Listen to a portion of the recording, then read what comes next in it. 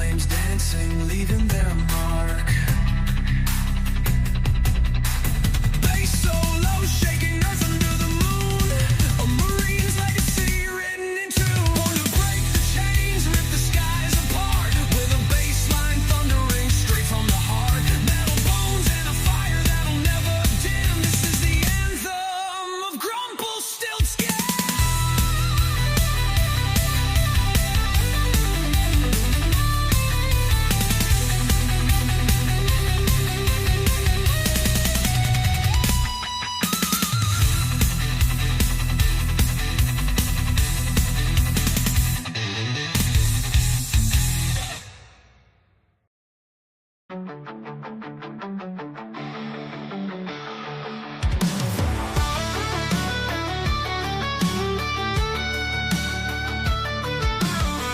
From the heart of Texas where the flags still fly, Rumpelstiltskin's on deck, got that fire in his eye. A vet of the chords and the digital front. In Helldiver's lobbies, he's the last one to hunt.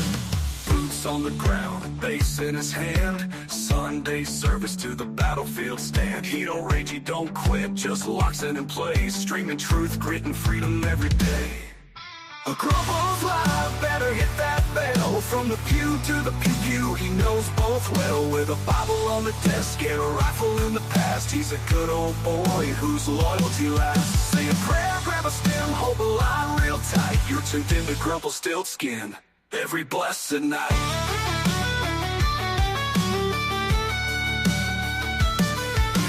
Pixels and prayer in his southern drawl. Drops hot into chaos, never backs to the wall. Helldiver's call, he answers with steel. And on Sunday morning plays bass with zeal. He ain't here for the fame, just the faithful and true. And maybe some chat that can aim and break through. Twitches the post and he's holding it down. With honor, with humor and the strength to astound. A Grumple's live, better hit that bell. From the pew to the pew, he knows both well. With a Bible on the desk and a rifle in the past, he's a good old boy whose loyalty lasts. Say a prayer, grab a stem, hold the line real tight. You're tuned into Rumpelstiltskin every blessed night.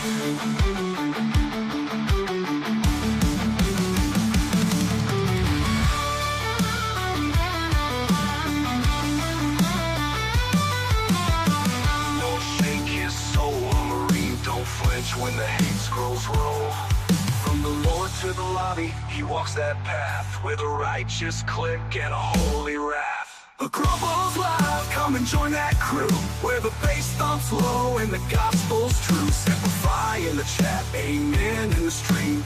Living the dream, God's soldier on screen. Say a prayer, grab a stem, hold the line real tight. This is Rumpelstiltskin. It's love tonight.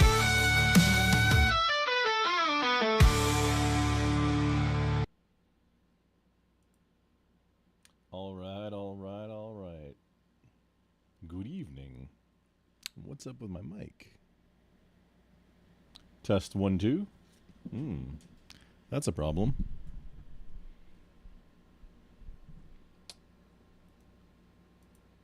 Technical difficulties. Oh, there we go. That should Just do a little quick sanity test. Test 1, 2, 3. Technical difficulties. Oh, there we go. That should Just do a little quick sanity test. Test 1, 2, 3. Okay, that's a lot better. Technical difficulties. Oh, there we go. Oh, I'm stuck in a loop should. Okay. Yeah, I don't like to have all the volume maxed out because then you don't have any wiggle room. It's but still want to make it so it's loud enough to where everybody can hear, because you can always turn the stream down. You can't turn it up past the most.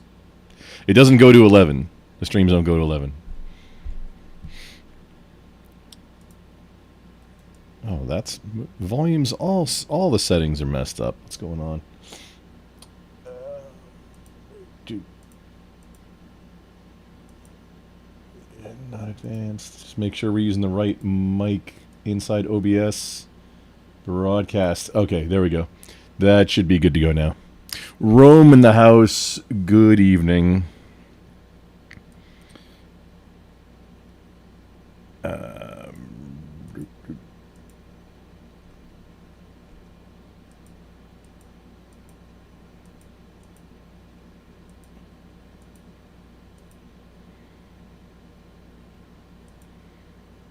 No, I don't need to mess with the monitors. Okay. That. There we go. Well, y'all can't see what I'm doing right now. That's okay. I'll switch it over. So today, I have a thing to do that's not all of the drama that is all over the whatever. Technical. Boring thing. Very boring.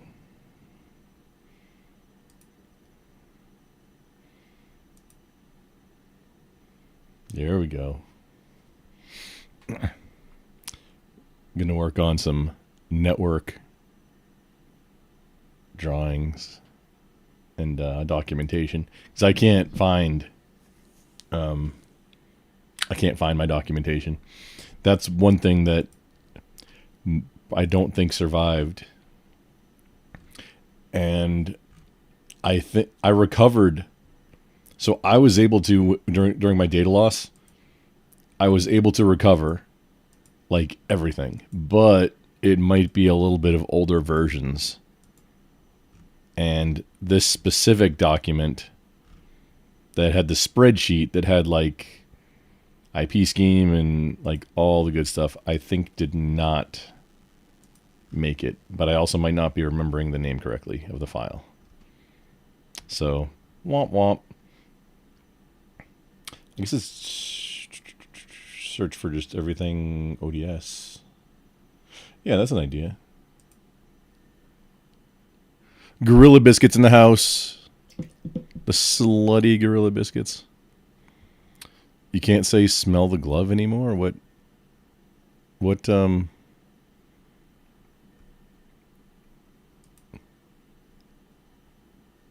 Oh, I was messing with settings a little bit ago just because the whole, wait, how's it going?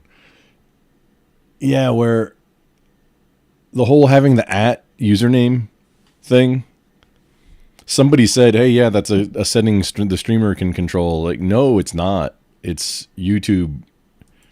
It's supposed to be, supposedly, that's how it's going to be going forward. But YouTube is rolling it out slowly and has been for, I guess, a year. I've noticed a bunch of channels do, and then a bunch of channels don't have it to where it's, yeah, it doesn't make any sense to me. But I dug deep, like deep and girthy looking for the settings to fix it, and it looks like it's not something that I can do. Everything that I was looking at said it's on the individual person to go in and set your display name. It's like, I have that. It's fine. And then that should show up, but it's YouTube still going to prefer, for channels where it's been rolled out, it's still going to prefer the @handle. It's like, this isn't any definitive information at all. It'd be great if there was something that definitively said, hey, yeah, this is going to happen. It either has or hasn't happened to your channel yet. Or you can change the settings, and here's how. That would be really... that'd be a lot better.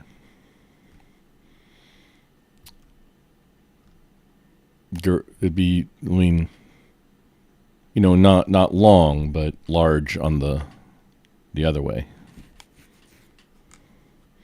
Some people have long ass names. Yeah, they do. But then at the same time, like some people, like if you're not a content creator with a channel, so and then you never like set your at handle, you might have just gibberish and numbers, which like who's this? And I can get it because supposedly the theory is to cut down. Well, one of the theory of like, hey, that'll help cut down on impersonation, which you're not supposed to be impersonating anyway. But it'll help cut down on impersonating other people, which, I mean, okay, but I'd venture to say there's other or better ways to do that. Also.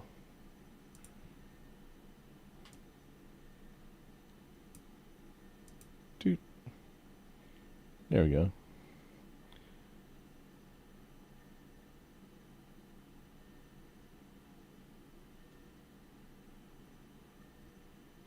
Okay. Mother Girth would be a great stream name. Yeah, that would be funny. Oh, yes. Rome. Yeah, especially if you're on a phone. Their name's too cryptic and your phone screen's messed up. Also, it's very small. Like, the names are going to be very... Like, the font is just smaller on phone. Like, I can't imagine doing all this stuff on a phone. Maybe on, like, an iPad. Or just a tablet in general. Graphene now supports directly installing from their automatic installer onto Pixel tablets. So I may be doing that soon also. I've got an iPad, I think it's version 6. And anything that's... I don't install any apps on like my handsets, like phone handsets. But things that I want to use, but that I don't want to carry with me, like most things. If it's not like an actual phone device or like a communication, like encrypted chat or voice calls, like I have a few different chat and voice call type things, or very specific troubleshooting tools, like what's it called? Physics Box.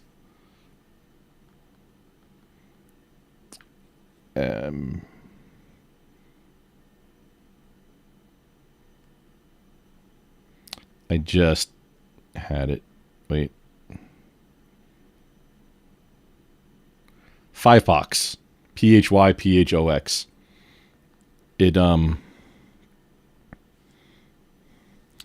what it does, what it does is it has all of these tools to use this, basically the sensors and stuff that's on your phone.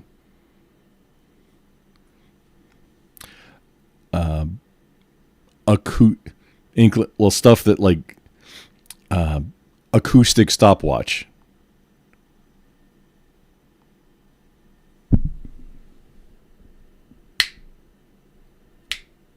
Wait, did it go?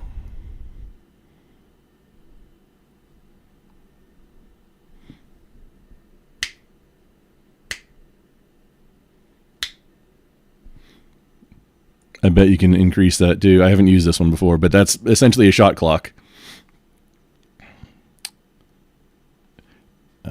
Leave. The things that are a lot cooler is location, magnetometer, barometric pressure, the amplitude, like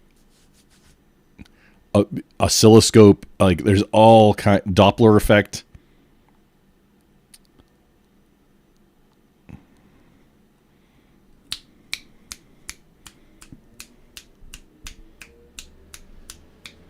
I just started playing with this. I haven't played with all the toys, but it's this is a really cool tool. Determine the energy lost during inelastic collisions. Yeah, it's just using the sensors. Like Wi-Fi, not Spectrum Analyzer, but just Wi-Fi reader is a good one too. If you do any wireless networking or you want to.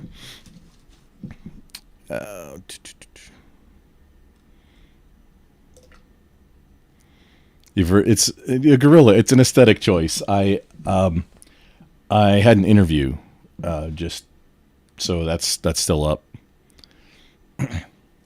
It's all just green screen. You all know that, right?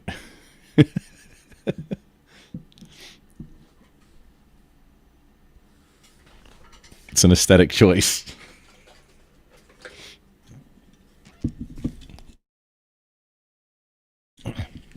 But while we're oh no.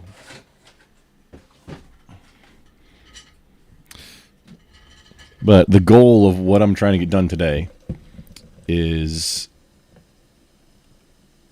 I'm going to create new documentation. So my documentation didn't survive.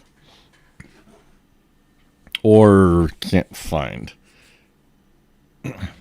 So I'm going to create, I can't use, I need to reinstall, do a fresh, clean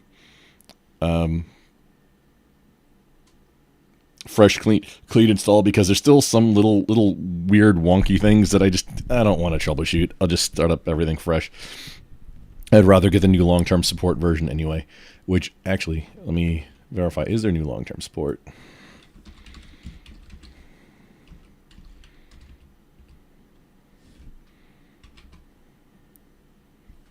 Oh, I thought I had it saved. Okay, I couldn't remember if it was .com or .org.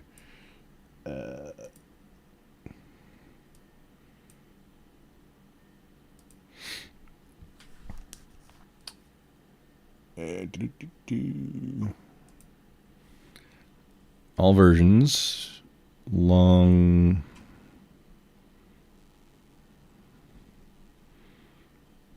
LTS. Ah! Here we go. Yes, new LTS version is out.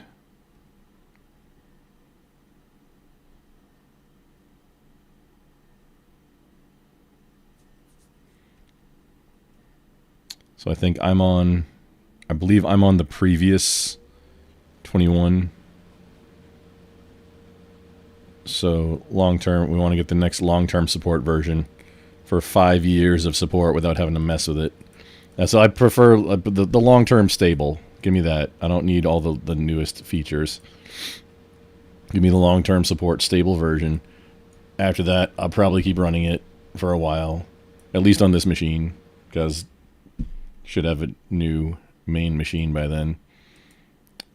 Which I don't know. I might be regretting going with a full desktop this time.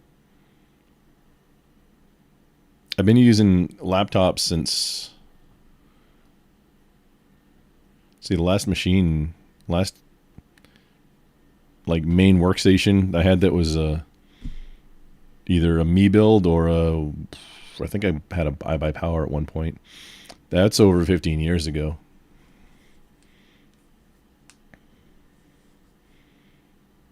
Yeah. Yeah. And then was the early 2010s. I picked up a was it early 2010s? My first is a gaming laptop. Had a 1070, an NVIDIA 1070 in it. It was at the time 1080 Ti's, which were the best you could get, were like $1,600, and this whole laptop with 3 years of support from Micro Center and a 1070 was like $1,300 out the door. Like, I had already bought a case and like ready to do the build and everything. Like, I still have the case. It's a fractal case, and like, nah, this is a way better deal. And that lasted for quite a while.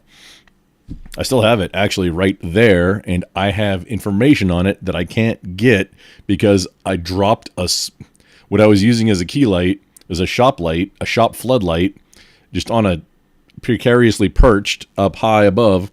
It fell, cracked the screen, and now like even with an external screen plugged in, I can't boot it. So that's probably going to be a stream of me like dissecting it on the on the gurney over here with the overhead cam up and seeing how do I get this thing to live so I can extract the data off it. Then also, I mean, it's still a good box. Probably replace the screen on it and then make that my in the shop stream rig. That's probably what I'm gonna do. So that'll be soon after I do this. And do you know Los Pantalones? No, I didn't have to. I didn't. So no, Gorilla Biscuits. No, I didn't have to put on pants too today. Well, because I went out to Bible study, so I did for that, but not for the interview. It was on a Teams. I use Teams in the business world. A lot of most interviews are going to be on Teams or whatever, or Zoom. I think some still use Zoom, but everybody's really using Teams. Teams. Microsoft bought Skype and integrated a lot of Skype stuff into Teams. So, and Teams is got document management and all kinds of stuff now. So I did not in fact need trousers for that. So yes and no, I guess, is the answer. Rome, is this a pantsless stream? I mean, tier 4 subs get access to the special Underdesk Cam link. I mean, it's a secret though.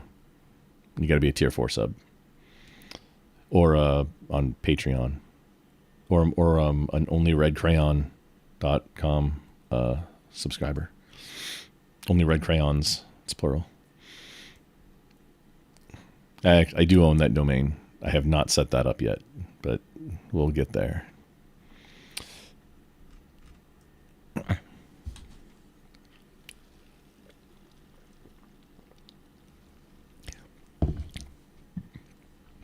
Work in New York and live in Oklahoma, man, I'm sorry. And so there, you got to be an hour early too. If it's normal business hours. if you're full remote, I'd imagine you're not on punching a clock schedule either, though.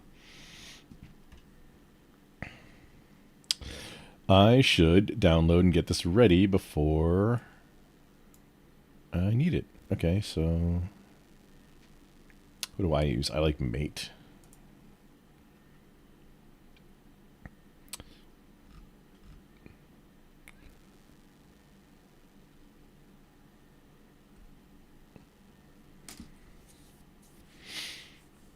James Madison University. I usually get my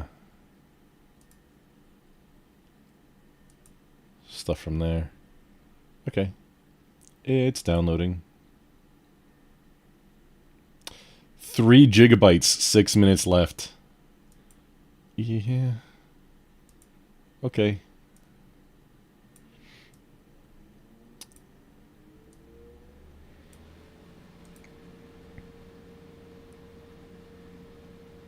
That's wild. I have a link that's a bottleneck between my house, where the internet connection comes in, and out in the bunker. Oh, schnikels, that is rolling. How fast is this going?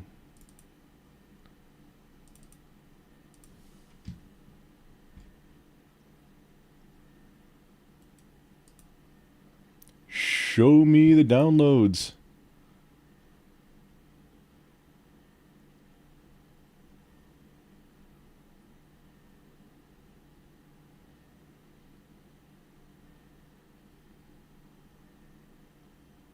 Oh, that's not super fast.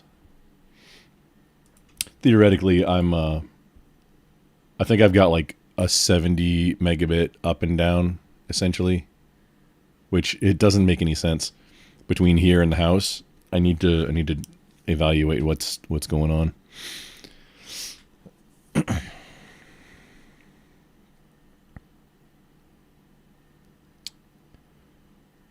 You slept with your window open. I just turned off all of the AC and left it so it's just blowing the fan only. I'm gonna open some windows today. Yeah, getting that fresh air and it's a little chilly is great. And then save on that electric bill. So what we've got over here is one of the switches that is in my home lab. Actually, part of my home infrastructure, but this is a Cisco. Which one is this? 3750. It's layer 3 switch, indestructible.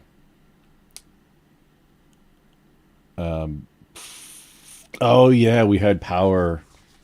Is that one not on a?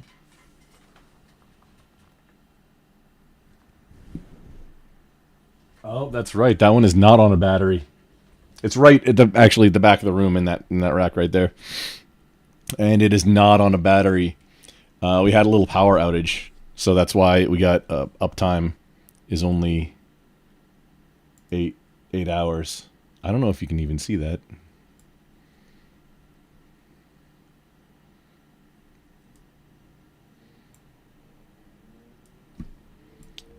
Can I make? I'm gonna make the font. Oh, zoom in.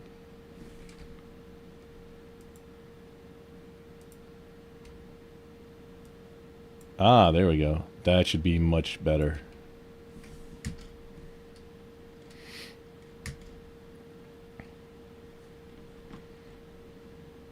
$3750G, not a 3750X. Wait, was there an X? Yeah, there was an X.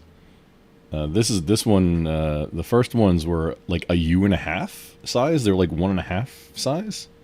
Super weird. The X's were the most recent ones. This one, like you can't. They're kind of like the Cisco 2960 for layer 2 switches. You just can't kill them. The only reason to get rid of them is seriously because they stopped being supported like 8 years ago. I think maybe 2021 at the most earliest.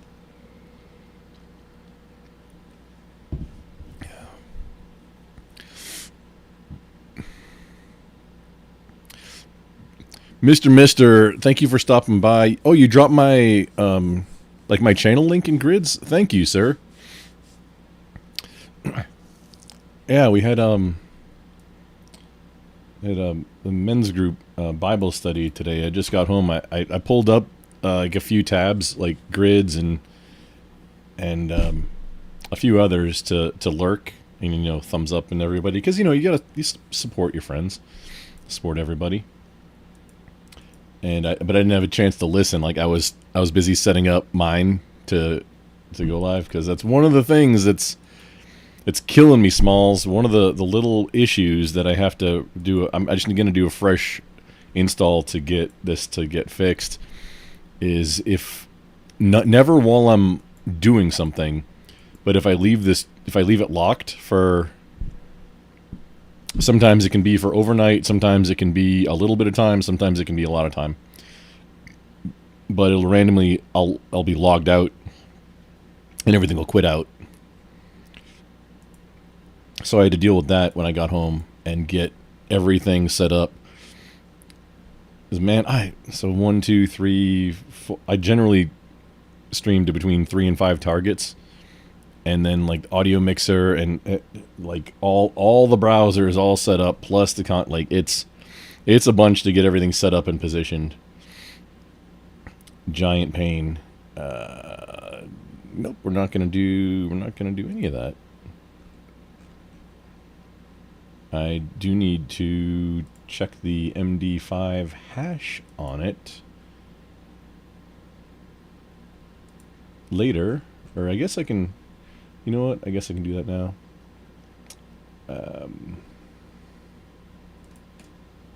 Wait, where's the hash?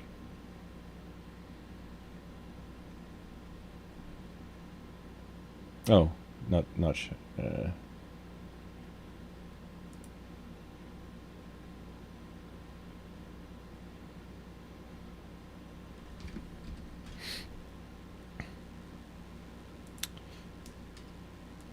So let's go to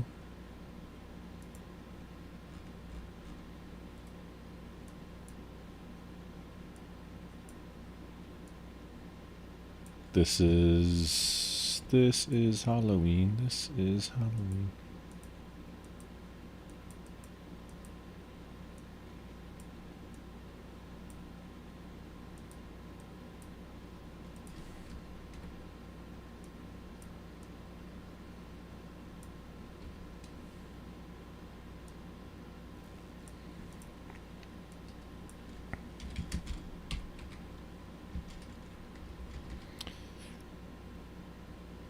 What's it called?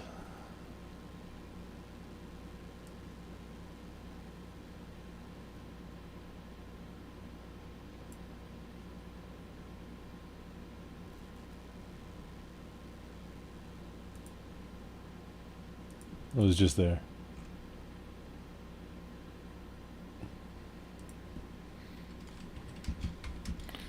ls-l grep mint.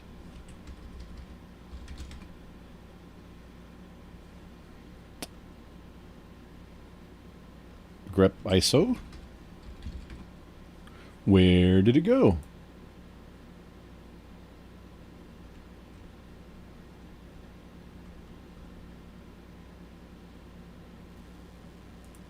No, seriously, where did we download it to? Oh, it's not even in downloads. Okay.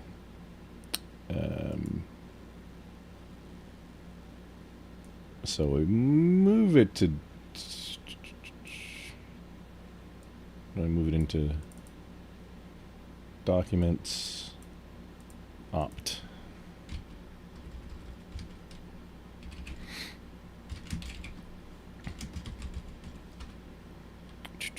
Oh no, got to go to opt to.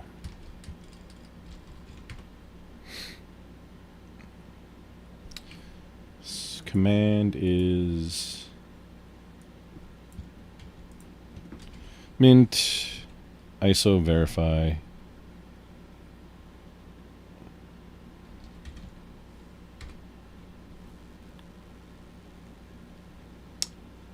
And so now I just need to grab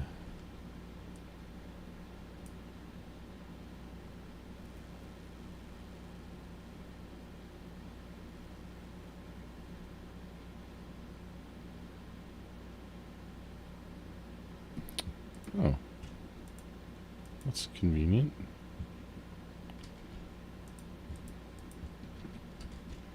Can just use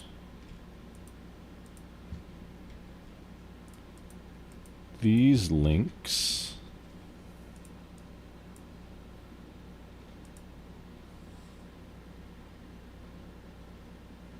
I haven't used this tool before. Usually you have to run a command line tool that does direct comparison. Oh, look, it's doing stuff. Importing, deleting, importing.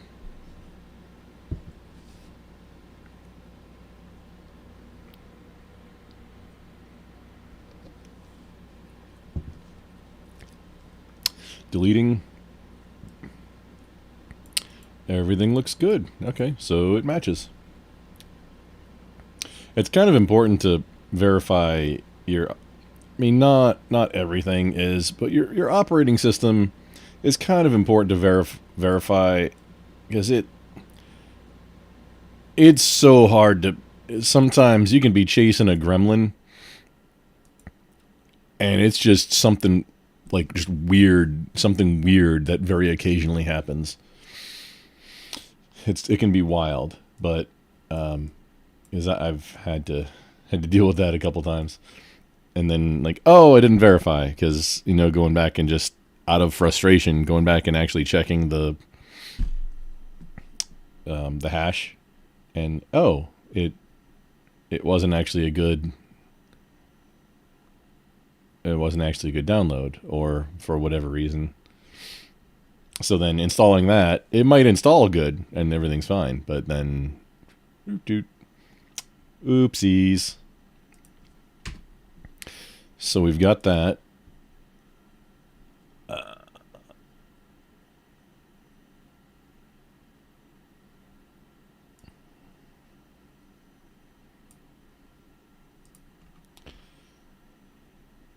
before we get down to it, though. How do I start an F-16? The question's real, I stole an F-16. Flip the master, all the lights begin to feel. I stole an F-16. Set the fuel pump, start the number 2. I stole an F-16. This is glorious. Engines whining as the turbines chew. I stole an F-16. Turn the RER power on bright. I stole an F-16. Horizon centered, the line set right. I stole an F-16. Oh, watch the gauges and the needles climb. I stole an F-16. Wait till 20, it will take its time. I stole an F-16. Throttle back down to idle mark. I stole an F-16. Jet breathes deep with a rumbling spark. I stole an F-16. Unlock the gate and push it free. I stole an F-16. The bird comes alive with a roar of glee. I stole an F-16. Roll out the REL power on bright. I stole an F-16. Horizon centered, the line set right. I stole an F-16. I haven't stolen an F-16. Bolivia, way, Bolivia, Baba, Bolivia, Bolena de Shemomaro, Baba, Bolivia, way, Bolivia, Baba, Bolivia, It's good to know. Oh, it didn't. I don't know. I don't think the one I found was. I just came across that the other day, and I thought that was wonderful. So the funny thing, too, that I don't think people realize, so the F-16 was like the standard, I guess you'd say, air superiority until, the F-22 came out. The engine on the F-16, okay, that exact same one, the same one. The F-15 has 2 of them. It's the same one. That's why, F-15's never been shot down. They're technically rockets, and they don't need wings to fly. There's that story. I believe it's true. Of one that got clipped and lost a wing and flew it home. F-15 is also the one that's been to space, the Streak Eagle. They had no paint on it, and it's been above whatever is the whatever the height, the altitude that it's like you're in space now. That one shot down a satellite. And it was kind of to show the rest of the world, like, hey, we can do this. Like, this is a capability we have. We can shoot down satellites from a terrestrial-based vehicle, from a terrestrial aircraft, like an in-atmo aircraft. We can shoot down satellites. So just be aware. We shot down one of our own as just a demonstration.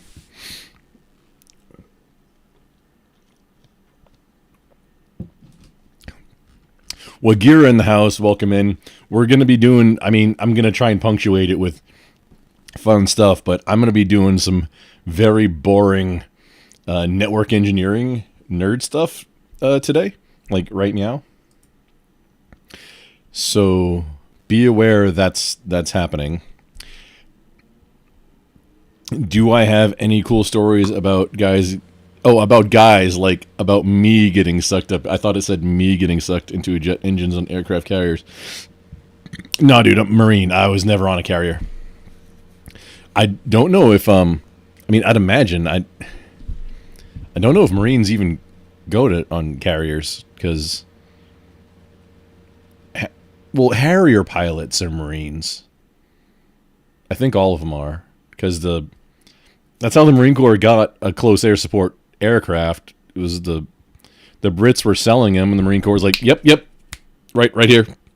And that's why one of my buddies, he's another content creator, Twisted Aviator. He was a flyboy. He was a Marine flyboy. I met him after I got out, but actually, I haven't talked to him in quite a while. He usually streams on Twitch and or Kick. He'll do like he's I don't want to say actually a rocket scientist, but he does have a degree in. He has two masters. I want to say two master's degrees. One of them is in quantum physics. I think please, don't quote me on that. I believe that to be true.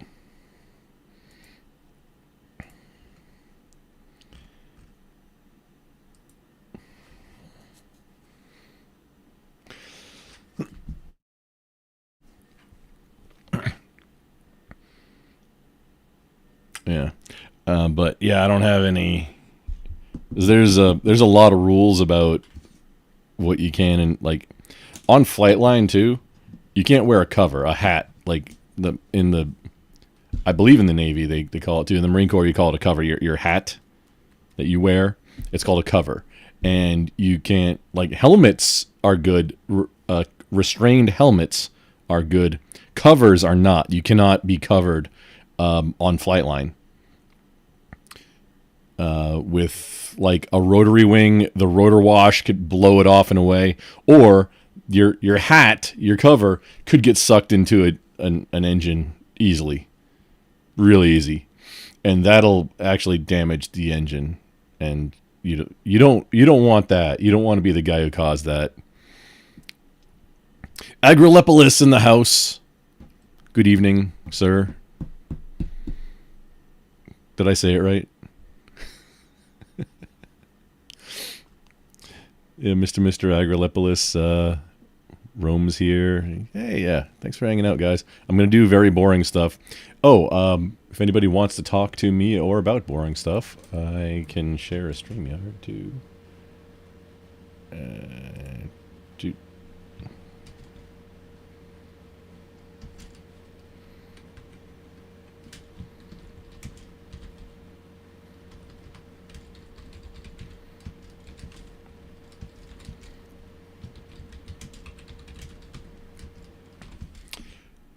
And I suppose I should put the grift.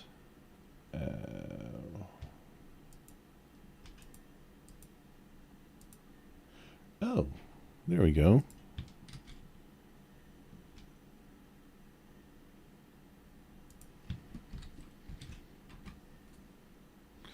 That's not right. I got to get after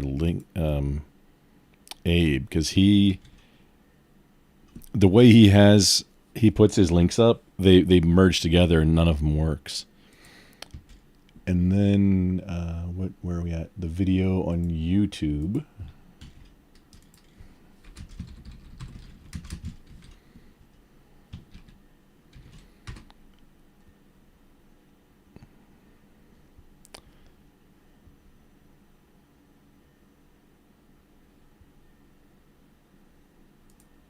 Okay, and then we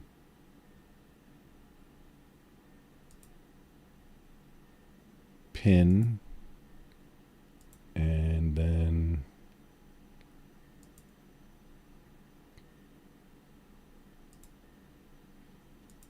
there's an error pinning this message. Oh, okay. That's fine.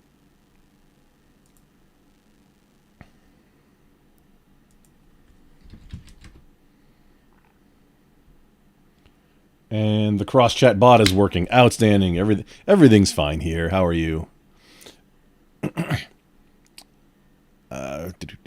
Your friend said some guy got sucked up into the engine and he survived because his helmet stopped the turbine. They were all amazed because it didn't snap his neck from the force, but he made it somehow. I mean, they are brutal, but also incredibly fragile, if that makes sense.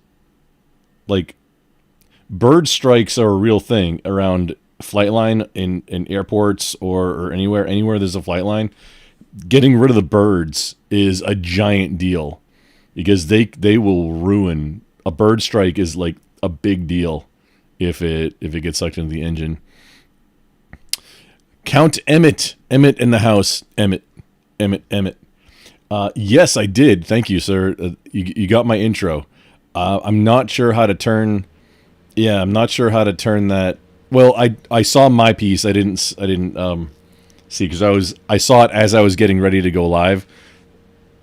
So I hit pause when Pixel when he was doing his opening. I appreciate it, sir. I'm not sure how to.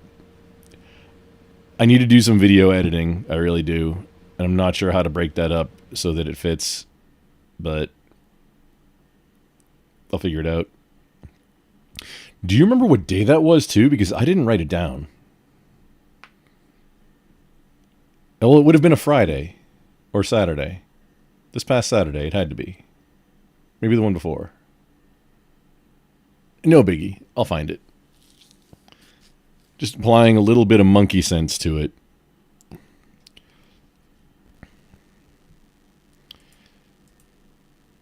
It'll be a full video.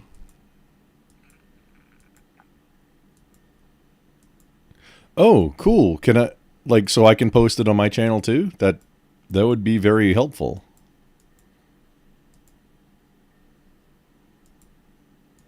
Love that. Love you.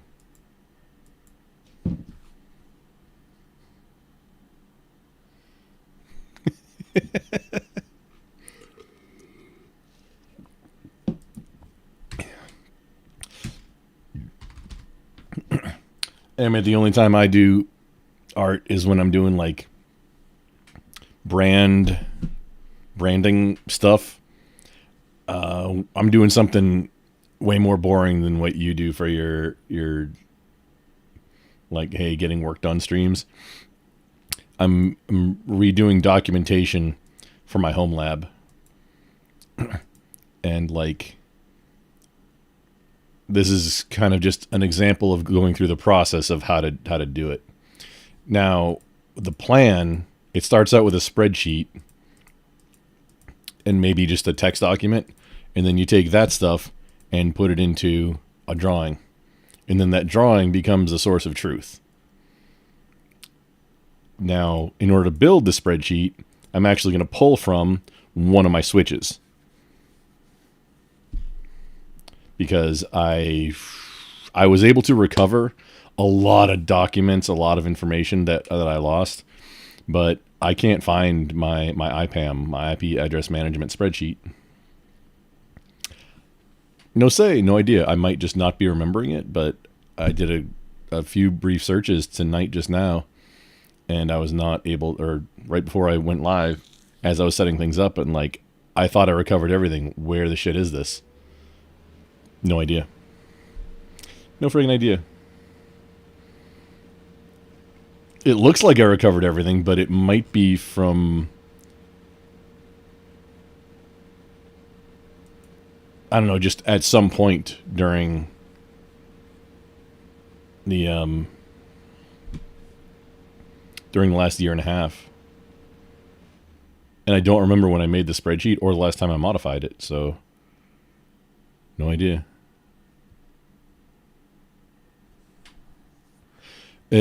Emmett, if you're doing that for Grid, like, is it okay if I post the same video? Is that like not?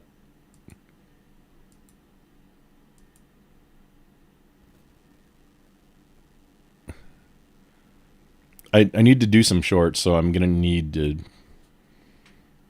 Actually, I'll probably stream. That's like making content too. I can do content I can double dip, do content while making content, like making double content.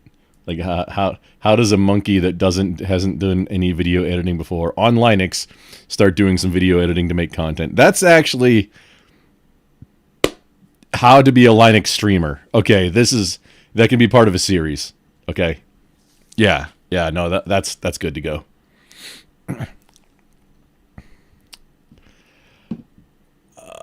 Mr. Bill in the house. Good evening and welcome in, sir. That would have actually probably been a better thing to do tonight than my documentation. Because that's kind of, I mean, it's not necessarily time sensitive. I did meme a little bit. Mr. Biscuits, he never served, but did work for child welfare in the second worst county for foster care in the United States.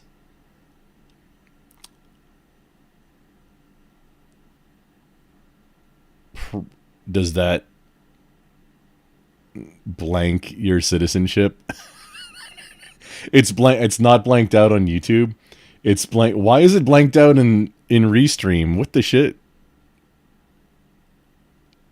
I've got some settings janked up. That should have been on Kick only, where I've got like words banned, like viewers and earn are banned words on Kick specifically. But it's censoring earn, just the 4-letter string EARN. So if somebody puts learn, that's also like it's L *** on my consolidated chat for Restream. That would probably earn, like, for 4 years. I mean, yeah, that would probably be. Well, I mean, you're working for. That's similar to, well, I mean, working for the post office. I don't know. I'd have to think about that one. The default answer would be yes, unless we're getting picky about, because my premise was like your basic services. So military, obvious, but police, honestly, maybe, but like EMS or fire is a big one. Like if you're on, yeah, if you want to volunteer, because it's a dangerous job and it's helping, it's serving the community. Fire, obvious. EMS, medical, generally, and I mean, the administration would have to, like, that's a little yikes to get into the weeds on that one. But the default answer would be yes. So then, like, social services, huh? Well, you'd also have to survive any kind of bug invasion, too.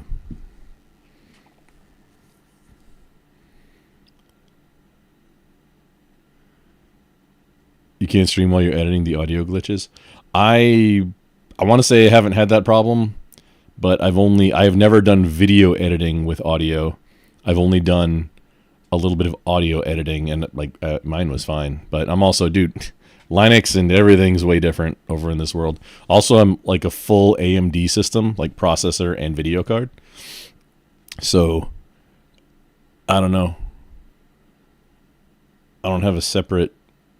Oh, and yeah, I have audio mixer, like external audio mixer that has it does have a software component, but the actual audio processing happens on the box. Oh, the render. Oh, you mean it glitches not on your stream, but on the rendering product? Okay. Wagira, I could have some shorts of me falling asleep. You know what? Actually, I'm gonna write that down. That's not a bad idea. For realsies, it's funny.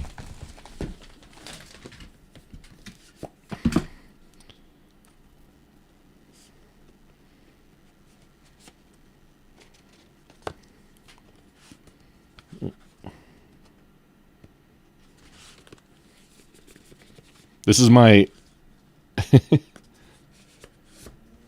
this is my card, like my card holder, and I haven't organized it yet either. But then,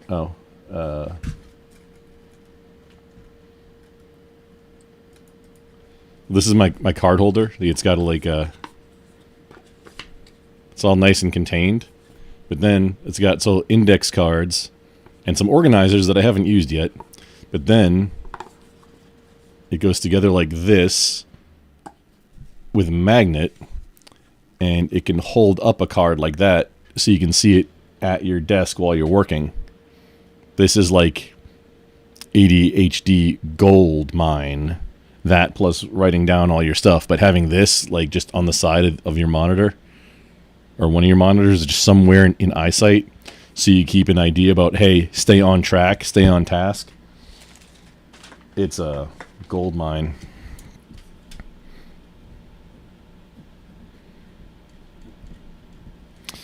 Okay, shorts. Grid. Star Citizen. Debate.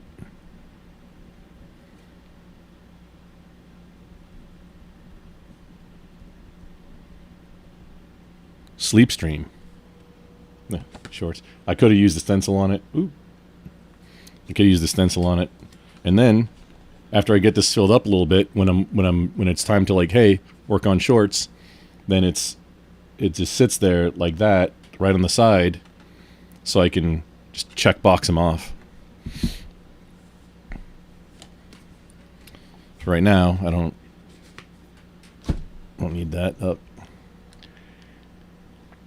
Mr. Bill is in the house. Again, good evening, sir. Read what you sent. You sent me a Discord, presumably.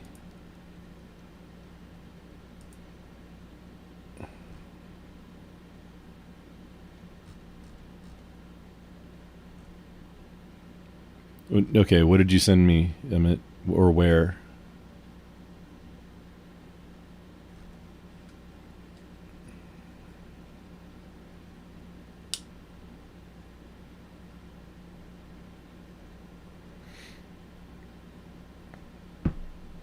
Turn my lights off. What do you mean?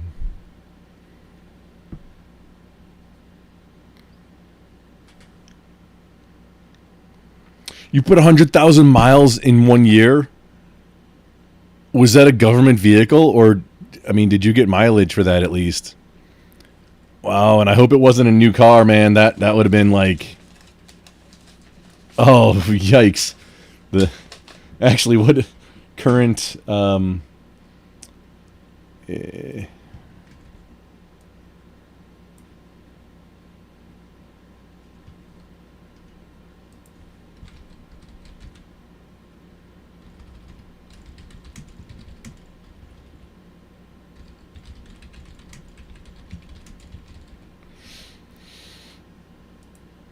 what are we talking about? What's the current?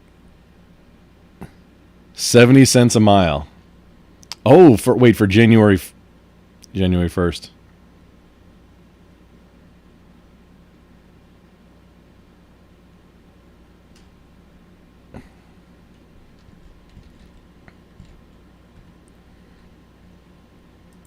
So 70 times. Okay, so looks like, after fuel costs. So I mean, that's in maintenance. $70,000 would have been, or as of January 1st.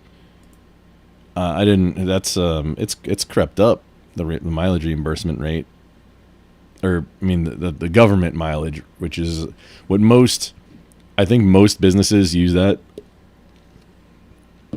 Could be off, but that's a chunk of change, dude. Holy shit.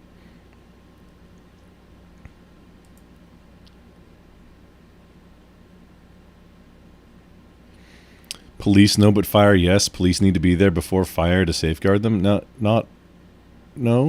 always. Why? I mean, also fire personnel should be able to concealed carry. Just saying. But that's not like.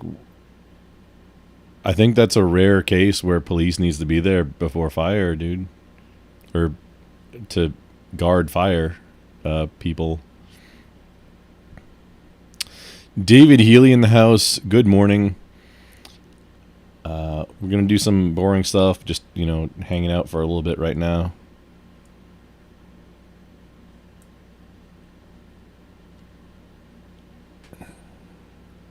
Smooth as sandpaper.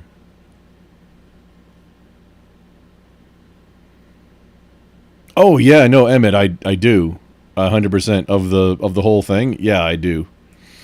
But I want to be able, like, I think, well, I need to work on some shorts. I don't have a single short.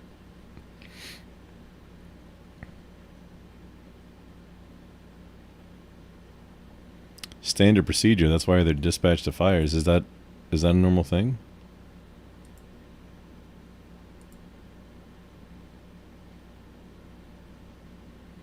When you get up and go as got up and went. Look, it's a wagon wheel.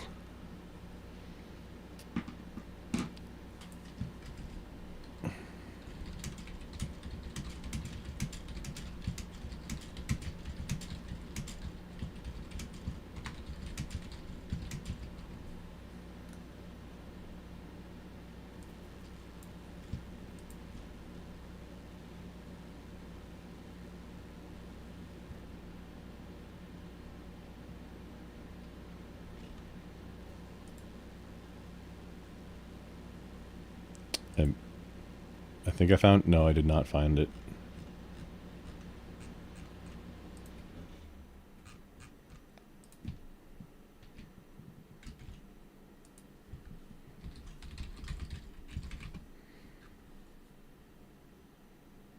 That's a good one, though.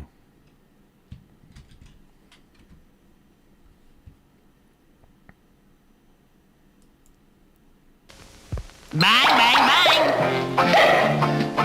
Oh, howdy, partner. Time for timer. Do you ever get that hungry Time for feeling after timer. school? Boy, I do. I'm so hungry, I could eat a wagon wheel. When I'm slow on the draw and I need something to chaw, I hanker for a hunk of cheese. When my 10-gallon hat's a feeling 5 gallons flat, I got something planned, which is little cheese sandwiches. Come on! Here's a great little snack to tide you over till dinner. If you want something delicious and nutritious, cheese is a super snack. Look, a wagon wheel. When my get up and go has got up and went, I hanker for a hunk of cheese. When I'm dancing, I hold down and my boots kind of slow down, or anytime I'm weak in the knees. I hanker for a hunk of a slab or slice of This was during the 80s. is a winner, and yet won't spoil my dinner. I hanker for a hunk of cheese. Yahoo!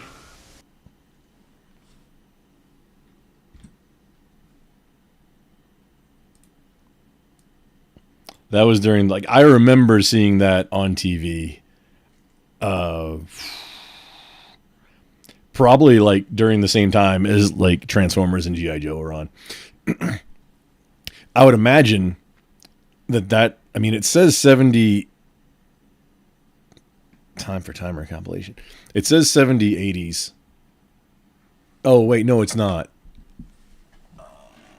Yeah, this is it. See, where it would make sense for this to have existed would have been after the government cheese program ended,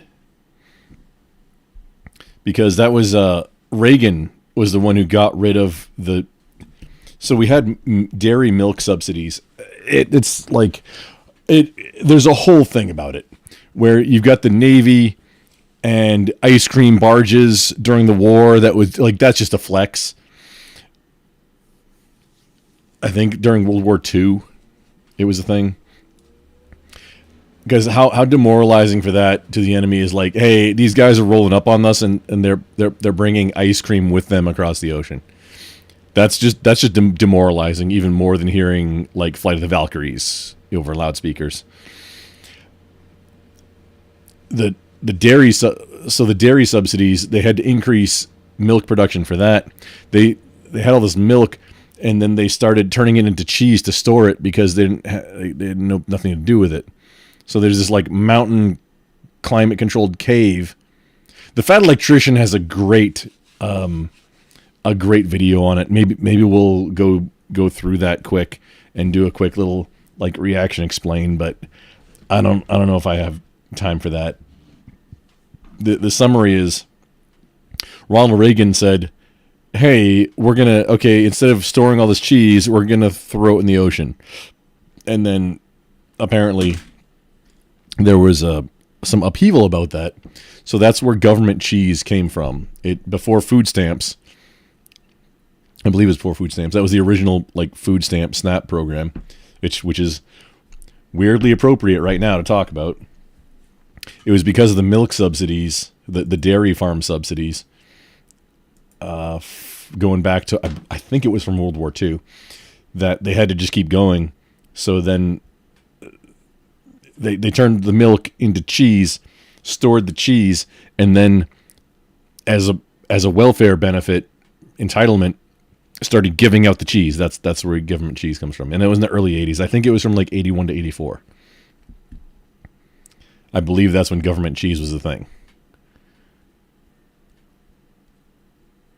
And then eventually, or towards the end of the 80s, it definitely ran out. I'm having trouble remembering exactly when. I could look it up. Let's look it up just so I'm not way off on that.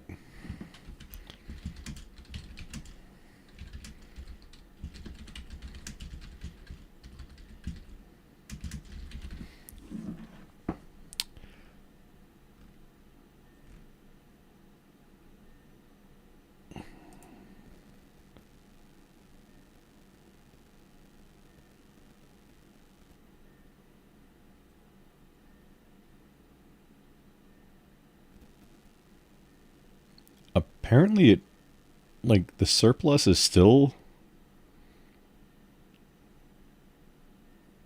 a thing. Jimmy Carter's subsidy policies to support struggling dairy farmers significantly increased production and surplus. Okay, I'm just not going to comment on when it ended, but it was definitely in the 80s when government cheese was a thing because Reagan made it so. 80s and early 90s, yeah. Okay, that's what... I'm not going to say exactly when it ended, because I don't want to be, like... Oh, Grump will disparage the cheese program. Robble. Not going to do that. That's...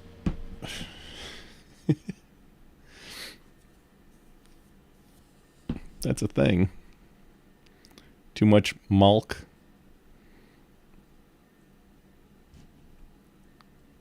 Big cheese propaganda, yeah, it's big cheese propaganda. That's so that's like the association of milk farmer, like, hey, got milk, all those things. It's because of government subsidies and increased production over what the market bore. So you got government involved, and then the dairy farm, whatever milk association, I forget what the name of the organization was. Also, put like all of them putting out TV ads to try and increase people drinking milk. They also did peanut butter. Oh, smoking spaceman in the house. Welcome in, sir. Don't piss off Big Cheese. It's no Gouda. Yeah, I mean, dude, I'm trying to do like boring stuff, but we got, talking about cheese is way more funny.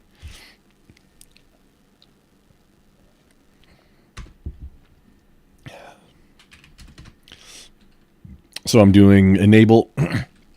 So my level of network engineer is my last. So I currently own a business, and I do private like independent consulting.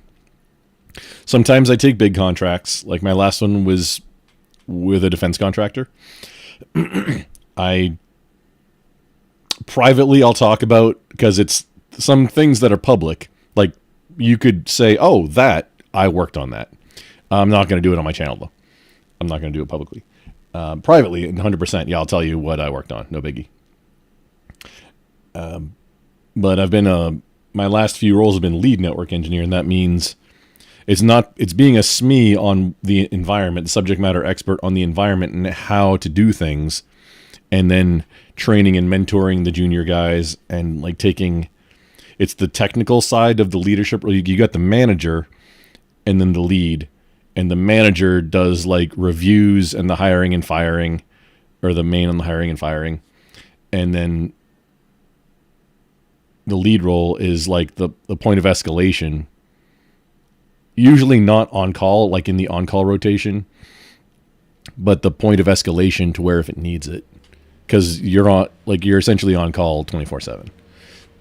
But then also responsible for training and like a big part of the hiring process, but not the actual one doing the hiring, and not at all part of the in some cases part of the firing. I've had teams of like varying sizes, no biggie, but a big part of it is being the technical lead on like the subject matter expert on literally everything under scope for whatever the group is. And I'm a network engineer, so it's network engineering.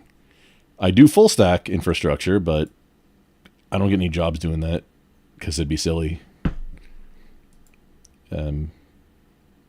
At this point, it'd be much smaller environments. Well, I mean, right now I'm kind of looking at getting back into it like a normal W-2 gig because for at least a bit, for however long it goes, maybe 10 years, maybe whatever, for the stability.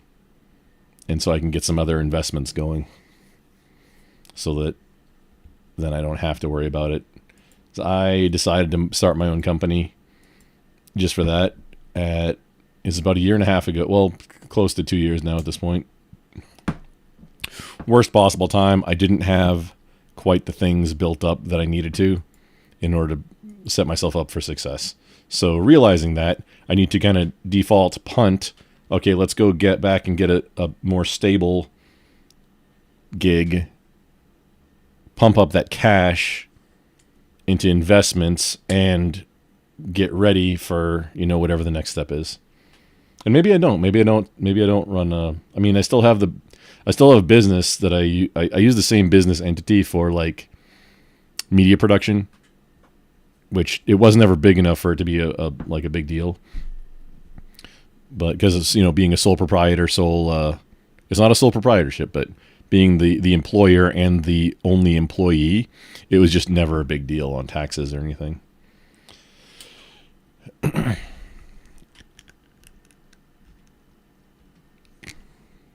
Smoking space, man, you should be sleeping. I mean, if you need to, bro, I appreciate you hanging out and or lurking if you do. And remember, everybody, go ahead and slap that like button, and the link is pinned if you want to come and hang out while I'm talking about nerd stuff or send monies to do things or whatever. Not for YouTube, but for the other platforms. The YouTube link is pinned also. What do I think about your audio interface? I've never heard... Emmett, I'm sorry, man. I've never heard of the brand. Last time I did comparative shopping, and why I went with the Go XLR was because it... Honestly, a big deal of it was they stopped... They never wanted to support Linux or open source. So the whole Linux FOSS community was like, hold my beer, and just basically replicated but improved their software for it. But B, why I only use the Mini now is because the hardware compressor and noise gate on the Helicon or TC Helicon Go XLR and the Mini are the best that I could find out of all the devices that I looked at. And I think that includes the Rode, what is it, Procaster, at least the Rode Procaster. I'm not sure about the Procaster 2, which is an $800 mixing board versus, I don't know, $150 maybe for a brand new one for a Go XLR Mini. Which if you just want, one XLR device, which I would prefer to have two. Honestly, 3. But for the bang per buck, you can't go wrong with it. I noticed what you were buying is a little bit pricier. I have no experience with it. I've never heard of the brand. I don't know. I do like that it has 2 XLR inputs. I have a Mackie board, which is a actual professional board. It's 8 channels. But it's like it takes up so much desk space. I was using it for a couple of years. And so then my wireless mics, like I could have 2 or 3 XLR inputs, and I think it had space for 4, and then the other ones were like a 1/4 inch, and it could divide. Some of the channels were actually like the left and right channel on some of the thing. I want to say it had 4. You know, let me grab it real quick. It's right in the other room. This is like a legit professional board though. Mackie is it's a good brand. Like I'd equate them. They're in the same kind of bracket as Behringer.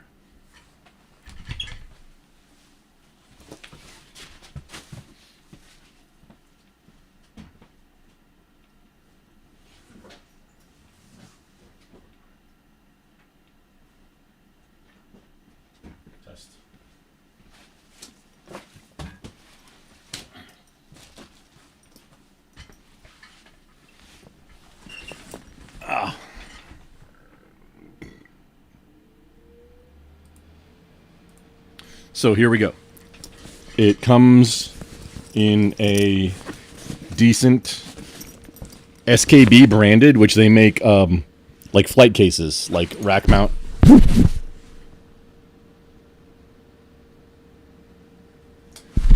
The rack that I have on top of, like, you can't see it right now. That's essentially like 2-post, but front and back it's technically a 4-post rack for network or audio gear. SKB kind of leads the game with them, with that in that market. Ask any musician or whatever, and like an SKB case is like it's kind of like Kleenex or Zamboni. They're not the only brand, but they're kind of like what it exists as.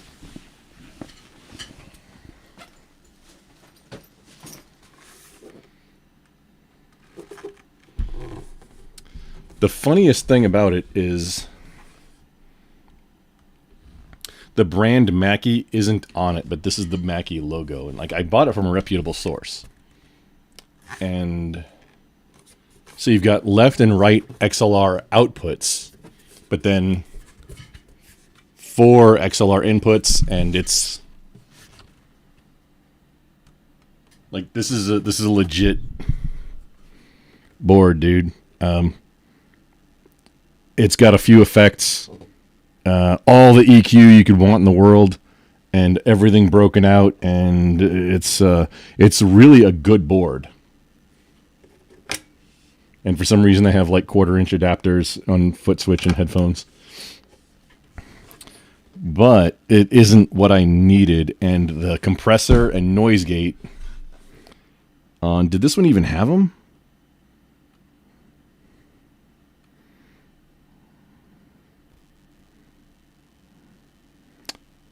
We got gain, EQ, FX, balance, pan. No.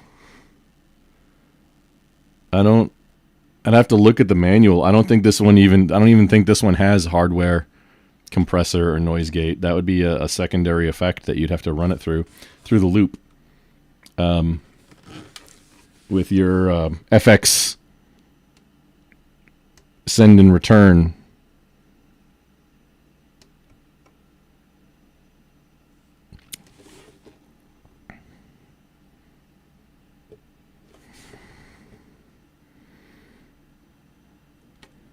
Yeah, it doesn't. It's just a mixer. And this one, I believe this was significantly more expensive than the Go XLR, the Mini anyway. This one might have been the same range as the full-size one that I spilled into, and also decided that I didn't want that again.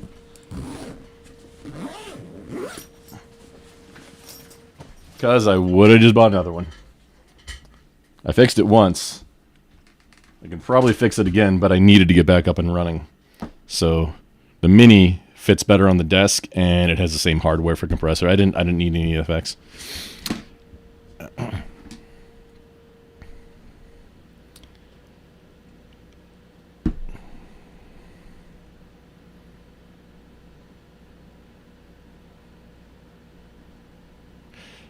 You have 2 XLR inputs that can loop into themselves, so you can put it into an FX board. Well, if your mic is using an XLR port, then you can't loop using an XLR port because you can either go out or in. Even if it's multifunctional, you still have to have your mic go in somewhere if you're going to have a loop.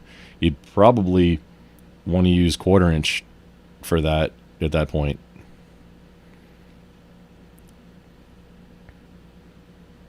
Two compressors. Why like a separate compressor for each XLR input? That's kind of cool. But again, I don't have an opinion on it, man, because I've never seen nor heard, and I've never seen it other than what you linked, and I've never heard of that brand. So no idea.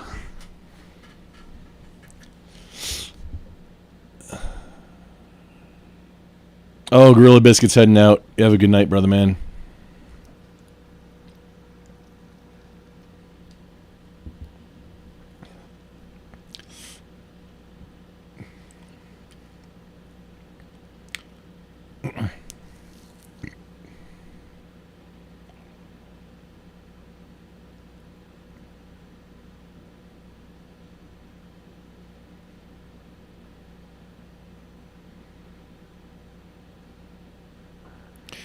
If you have an out and an in to the same XLR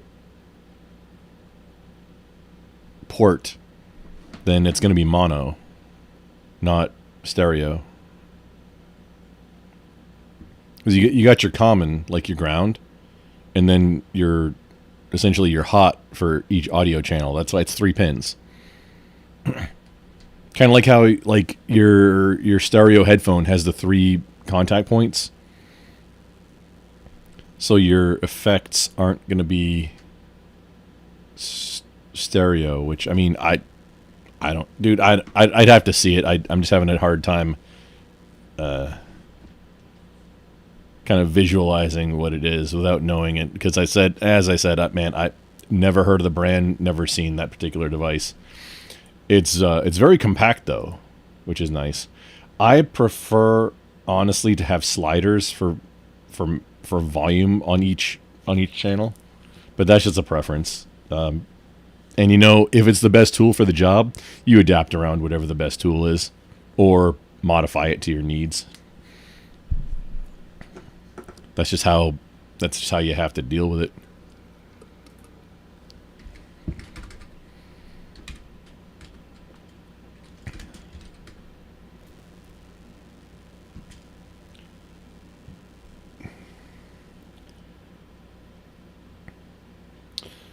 Okay, so I have... oh, no.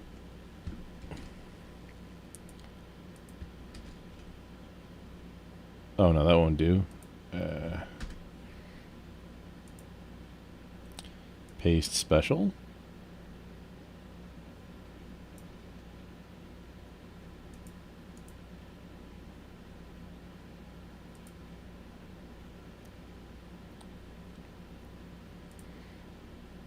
Oh, okay. No, that works.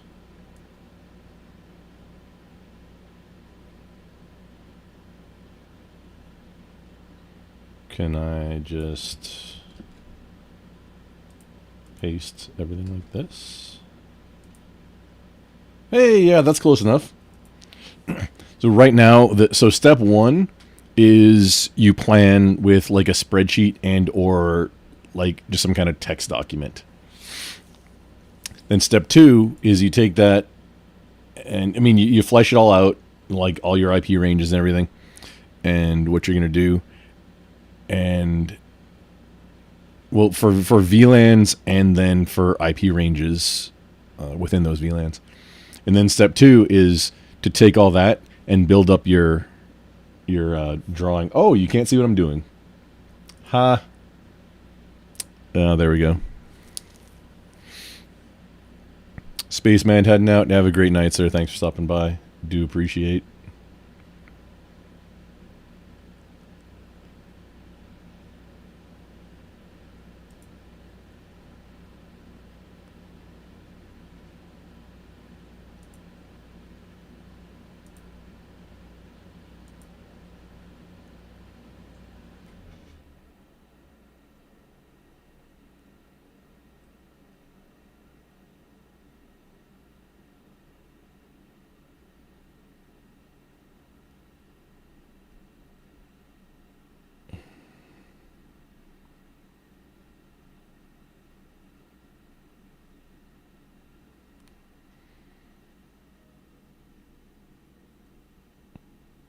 Oh no.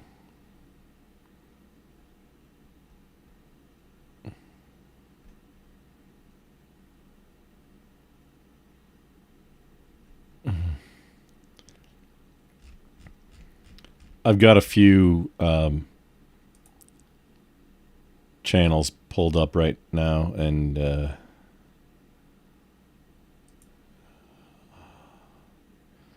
oh, honey boo boo, kitty bear, kitty fuck. No, yeah, I'm not participating in any of that. Oof. Shit's wild. Lines have been drawn and people are getting angry.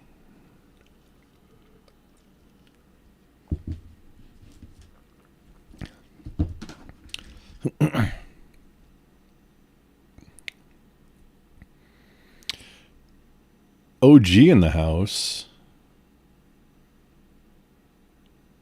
Welcome in. David Healy from Jamaica.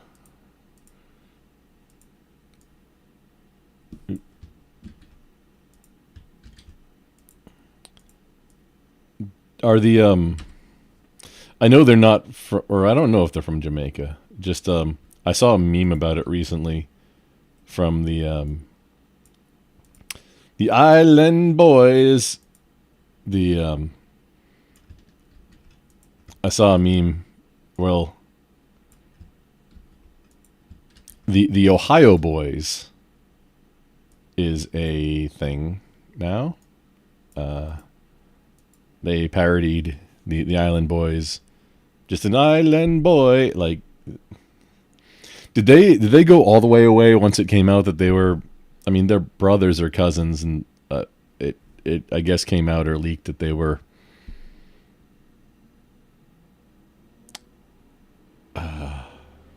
allegedly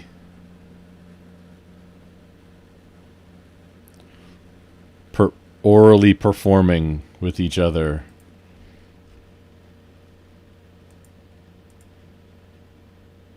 And that's wild.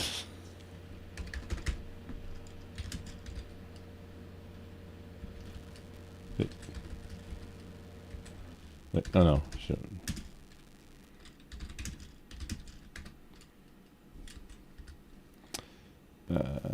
VLAN 5. Oh. Wait, what's going on? Why no names?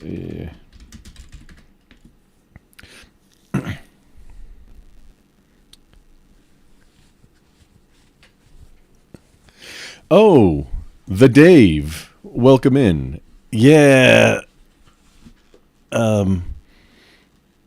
Somebody said on one of my last streams that it's something having the @ names versus your display name, essentially. I'm not sure what they call it. That's like the streamer can configure it on YouTube. That is not a thing. It's per channel, and it's something that YouTube has apparently been rolling out for quite a while, and it's just whether they've got to your channel or not. Like, if you look at, I mean, just channels that everybody knows right now. I believe Rob's has been cut over to the @ symbols. Speak has not. Tomato has not. These are just things that like chats that I was keeping track of tonight. So just because I have them in front of me. Is grid? Oh, I actually didn't have grids up. That's.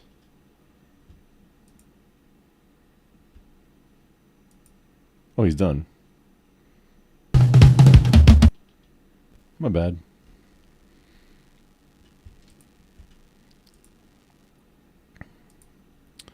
Like, live on that shit. Oh,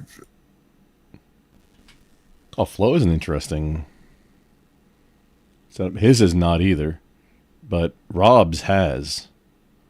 I don't remember if like Andrew's has, like, just these are just bigger than me, just much bigger than me channels where some have and some haven't. But it's like it's either all or nothing, and the streamer can't control it, or the creator can't control it. And because I dug into this, and apparently it's a big thing. The advice apparently used to be just on the individual user to make sure that your display name was set along with your @ handle, but then to make sure that your display name was set. But YouTube's going to still prefer the @ handle, and apparently some of the reason is to prevent impersonation, which, okay. But the Dave, you can, so both your display name and your like your @ handle, you can change both of them now twice every 14 days. So especially if you don't have a channel, is the Dave, I don't believe you do content. If you do, give me your link, dude. But well, it's at that. Like, I wouldn't want my full name out anywhere, but I'm also a little bit more privacy conscious than a lot of creators. On Twitch, it's a giant deal because there are, I mean, even though YouTube is a much bigger pool, and I'm like, you're a much smaller fish in a much bigger pool, on Twitch, you're way, especially if you talk any kind of politics stuff, it's way more likely that some unhinged disagreeer is going to try and dox and or swat you, because it happens. Even what Tim Pool got swatted, like, I think a few times. I don't remember. I know it was at least once. I know Grid's been a target where he had law enforcement from somewhere where he used to live getting a hold of him. He's like, yeah, I don't live there anymore. I got a buddy that doesn't even cam up anymore, and he just streams games now because he had a fan that was way trying to get into his business. Another Twitch, I wouldn't call him a buddy necessarily. We were kind of like, he's a libertarian, and like we talked like privately also, but I don't know if I don't think we're that close. I wouldn't call him buddy, but he stopped streaming altogether because all it takes is one crazy that, and he was one of the chillest guys ever. He Strom from working as an auto technician. He would stream on Twitch doing his job, and then make content videos that were just the mechanic stuff, essentially. I think that's all his YouTube channel was. And then he'd also talk about, politics or whatever. And then it was only on Sundays when nobody else was in the shop where he worked at, that he would then, he didn't own the shop. He was just an employee. He's a technician.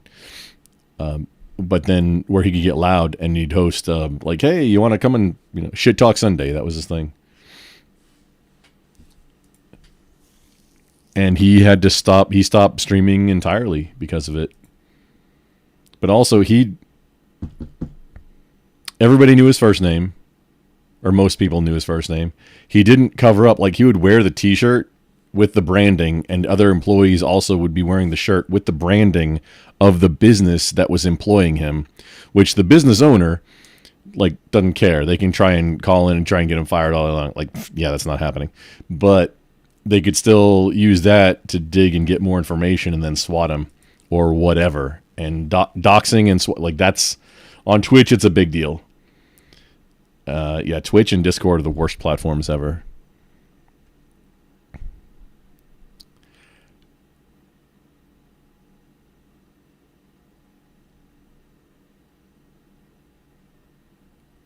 You're starting your I don't like you channel. Like, you don't like me? Oh, well, thank you. You want to make a channel, like a fan channel for me? Oh. Doing your rounds, donoing, and next working. OG. Well, cool. OG, you've been making yourself into the whole things that are going on right now. I don't want to necessarily talk to him, like talk about it, but you've been getting in there. Like, hey, interesting strategy, Cotton. Let's see how it plays out.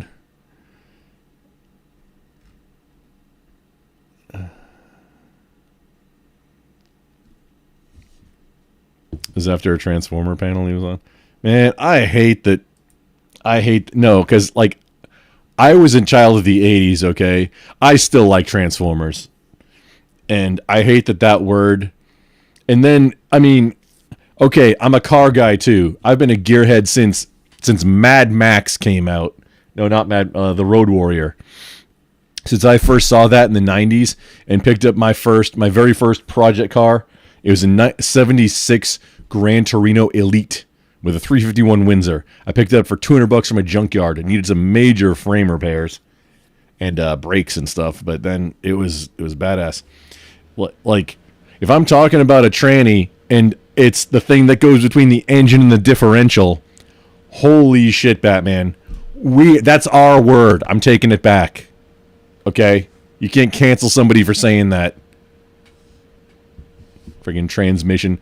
If it's an automatic, it's a slush box. Like, whatever. Come on, guys.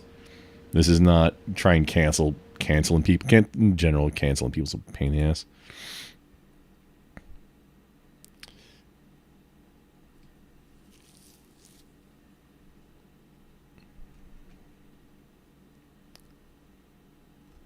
Well, OG, there's a...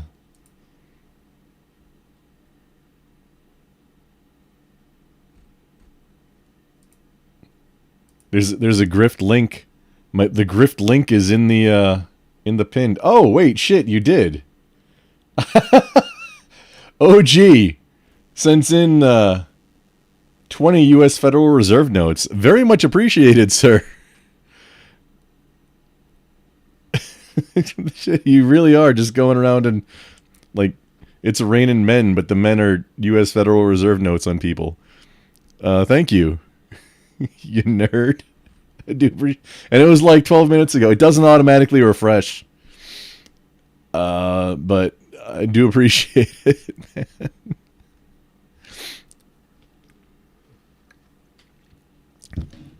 The Dave, it's called I Don't Like You in General, all people. And then, no, it's going on like you're going on an adventure. Find forgiveness and understanding in your heart.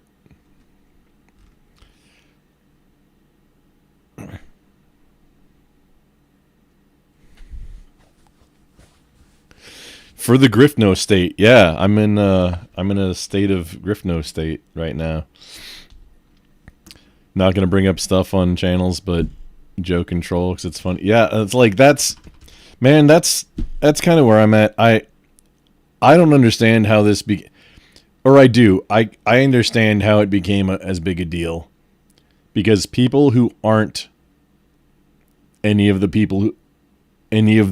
primary characters involved made it a big deal. This most recent course of events that happened. People who aren't those few players made it a big deal. Otherwise, I mean, I know I wasn't keeping track and I didn't see everything that happened.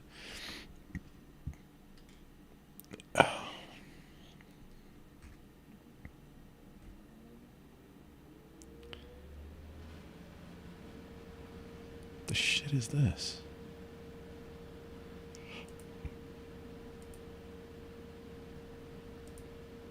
What is up, everyone? Guys, listen up. Oh, that was a not muted tab. Okay, so back to doing nerd stuff. You're hanging out with me.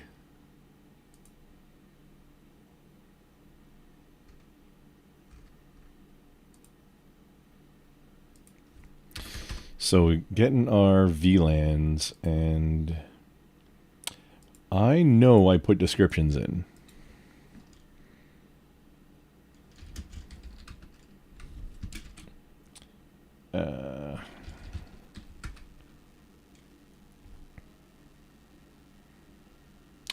Oh, well, this one doesn't have. So, virtual trunking protocol, VTP. That's how VLANs are sent between switches. So you only have to make the changes in one place, like addition, move, add changes, and differences to VLANs, and they get moved inside your entire layer 2 network. However, this one's set to server, and it is not.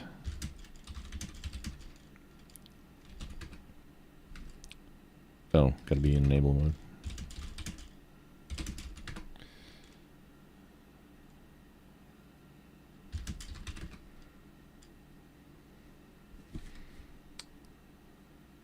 Is this big enough? I can make it bigger.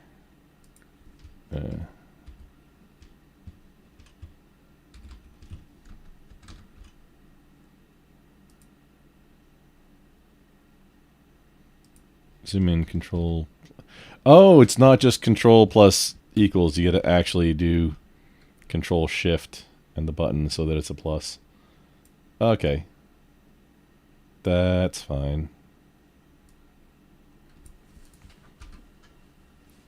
That might be a little...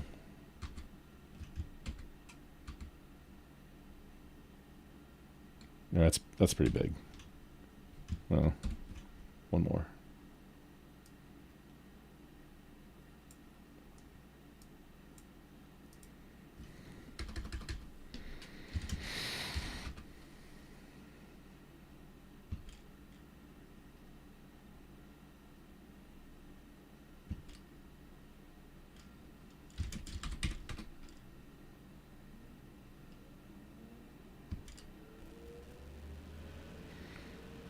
Okay, so we've got two.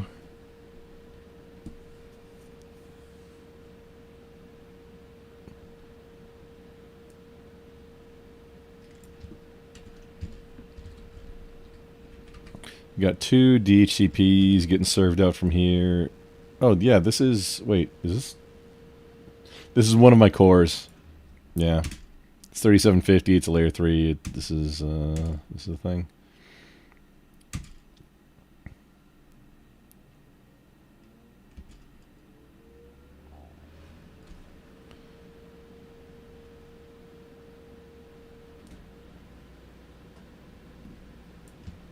Got some descriptions there. I'm trying to just rebuild what I had.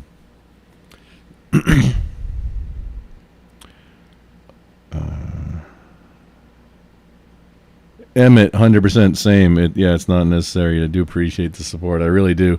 And right now, because, well, yeah, things are a little tight right now in Grumple World.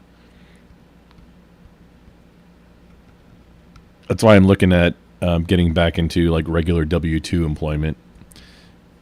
Running a business and then doing the consulting work along with content creation. It's a lot. Like, it's a getting new gigs and new contracts for the, like, for this type of stuff. It's a lot of work. If I had a partner to help, but then, you know, it'd have to charge more. It's, I wasn't ready for how much additional work it is. Just to be able to write my own paychecks and take advantage of all the tax code, which I kind of can without it. The streaming still gets me in there. As long as you receive at least one either 1099 or corp to corp check or payment in a calendar year, or fiscal year anyway, that basically unlocks the whole U.S. tax code, at least for a while. From what I hear, generally right around 5 years without making a profit is what you can kind of get away with before the IRS just says, nah, you can't do this anymore. And, I mean, a profit depends on what you're deducting. I mean, as business expenses, probably. It's the pick-me's trying to get notice on both sides, just want to get paid and joke with the homies and goofy. Yeah, I mean, that's... Yeah.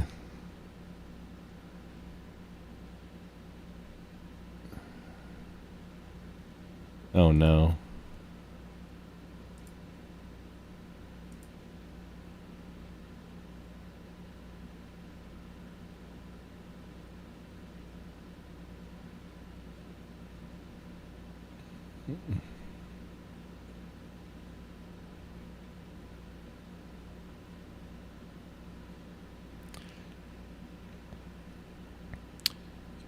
Check my...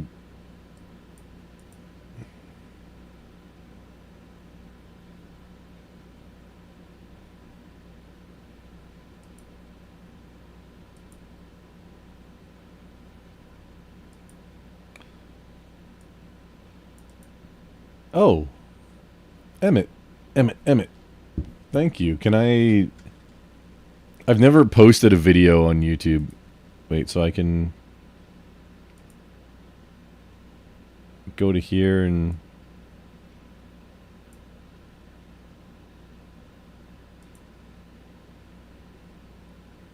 Oh, look at you, you glorious minx.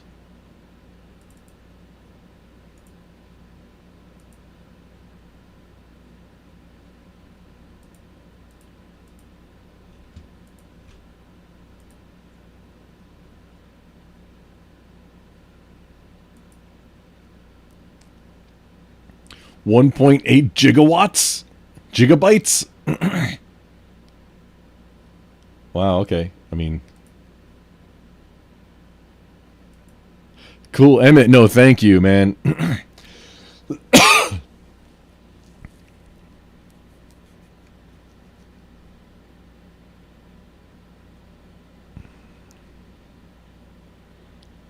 And is it...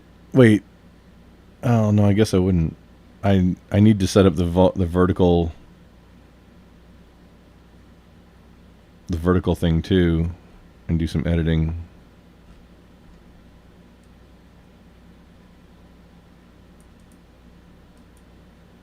Oh, that's not right.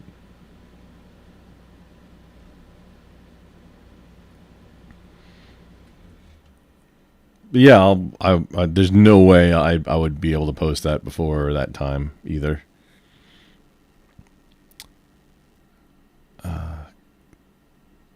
Yeah, I'm at 100%. Thank you, dude. Killer Kyle in the house. What am I building? I'm so I had an incredible data loss. It was about getting closer to 2.5 months ago now, where I lost an encrypted. Well, the partition's not encrypted. The home, my root home directory is mounted on a partition, a separate partition, and it's encrypted. And something happened, maybe not relating to Helldivers 2, possibly on Linux, but on just in general. So I had a whole bunch of data loss. I was able to recover the encrypted files by happenstance. Everything in the directory was lost, but I happened to find a lost and found directory that had what appeared to be everything. And also had the all the encryption information to add into my key, and then to be able to mount that directory somewhere to extract all my files. The biggest thing was friggin' KeyPass. Oh man, my credential database, that hurt. That was like the biggest hurt. And then all the the branding and content creation assets that I've created over the last 1.5 years. Because that's when I switched over to this machine. It was about a year. Well, not 1.5 years. It's getting closer to 2 years. Beginning of 2024. We'll say it like that. It's getting close to 2 years. So as part of that, I actually did lose some documents. One of which, or two of which, I guess, are my home lab network documentation. So I'm going through the process right now of creating documentation for a network.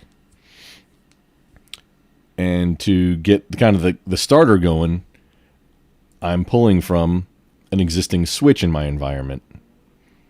And it should have what each VLAN is for, but it doesn't. I don't apparently never set descriptions.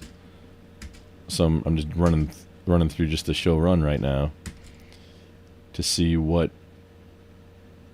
Oh no, they.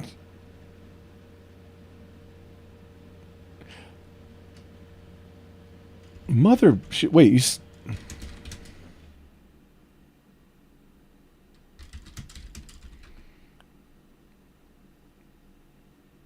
No, it literally does. It has them. It has them all. They all have descriptions. Okay. I am just silly because I thought I didn't see that. Oh, no, wait. I was pulling up the... Yeah, well, there's your problem right there. I wasn't showing the interface. I was showing the VLAN itself, which doesn't have anything. Okay, so you do a show run on the interface, and then we get the description. So I can know what each one does, and it's just going to be copy and pasting. 2, 3, 4, 5, 6, 7, 8. I have 8 VLANs for my home lab. Or 8 defined VLANs. Including default, but yeah.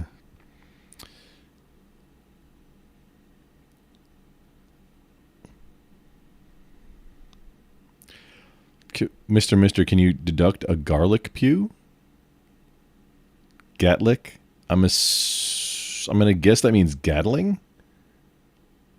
Which, I mean, if you use it only ever to create content, probably, but for stuff like that, like I haven't actually consulted my CPA on whether or not I can go back in time and deduct that belt-fed upper that I purchased, because I am actually getting closer and closer. Like, it's getting closer to where I'm going to do some unboxing content to kind of get practiced in like doing video editing before I do that, because it's like I guess 7,000. It's not 8,000 anymore. It's like 7,000 now.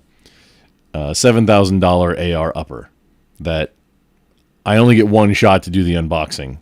So I want to make it count and make sure I record everything I need to at the correct way. And I'm going to learn that via doing some smaller things, doing unboxings for those. Oh, but so the tax implication is the way tax deductions for business expenses usually work is if it's being sole proprietor, the way it usually works, okay, it has to be normal, reasonable, and like there's a few tests, but then also the portion of it that you use for the business, that's what you can deduct.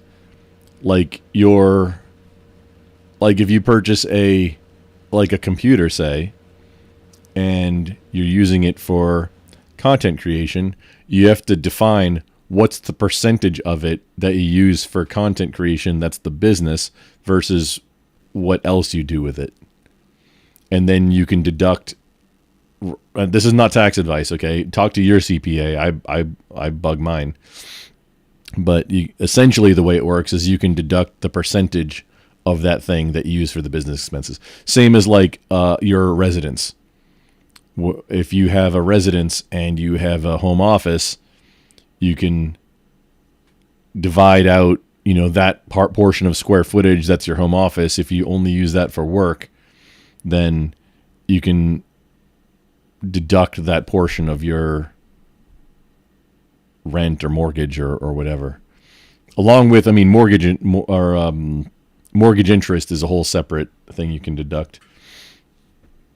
Yeah, get a CPA. Don't listen to Grumple on the internet. Don't listen to any tax guy on the internet. Get a CPA. If you're doing any home business stuff at all, you are unlocking the entire tax code and you need to take advantage of it.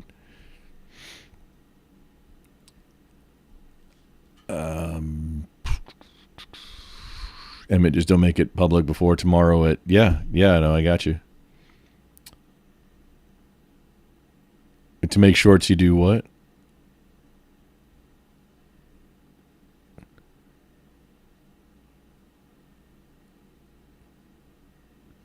Oh, Emmett leaving. I'm sorry, I didn't catch it. Hangout. Not hangout.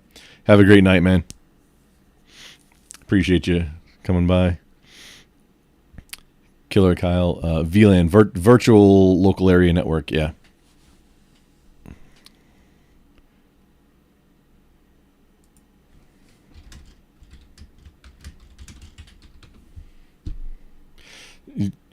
Yeah, that's, see what it does. That shows you're grepping out the string act, which they all might not be. Like if none of the ports are up, then,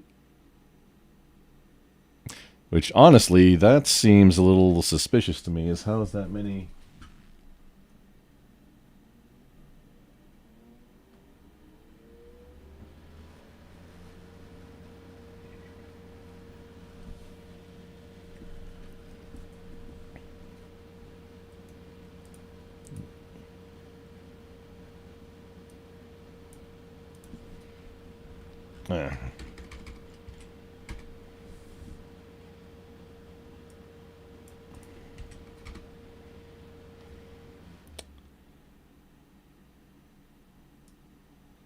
This one shouldn't be up.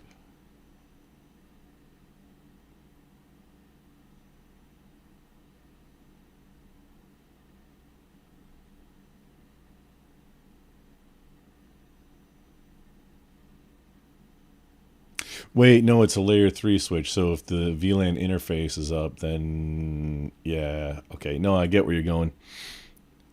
2, 3, 4, 1, 10, 30, 40, 70, 80, 100. Yep, that matches up. But I'm looking for the descriptions. That's what I wanted. Like, that's the next thing to get into my my spreadsheet. And then, okay, so yeah, we're going through the whole process. So the process of creating documentation or doing network engineering planning from the start is you have to plan.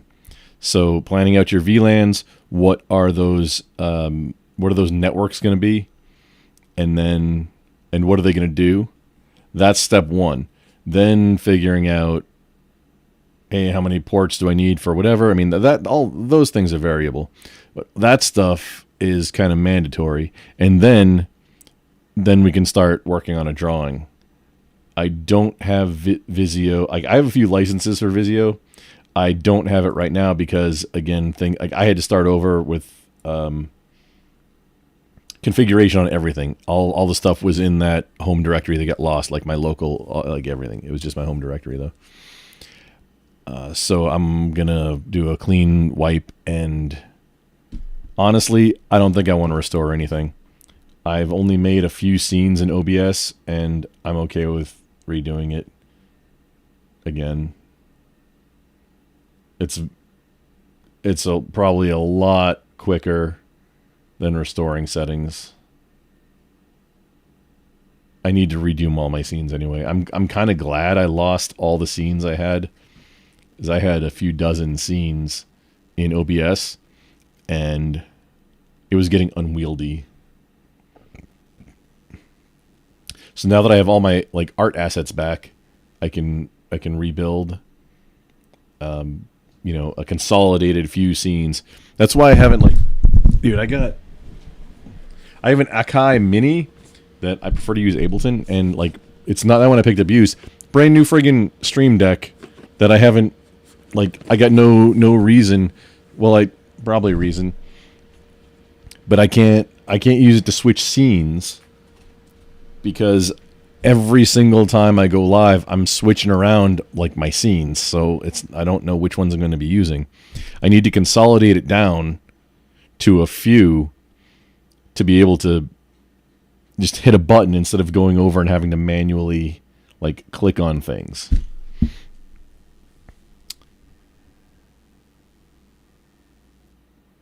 Yeah, this is home lab stuff,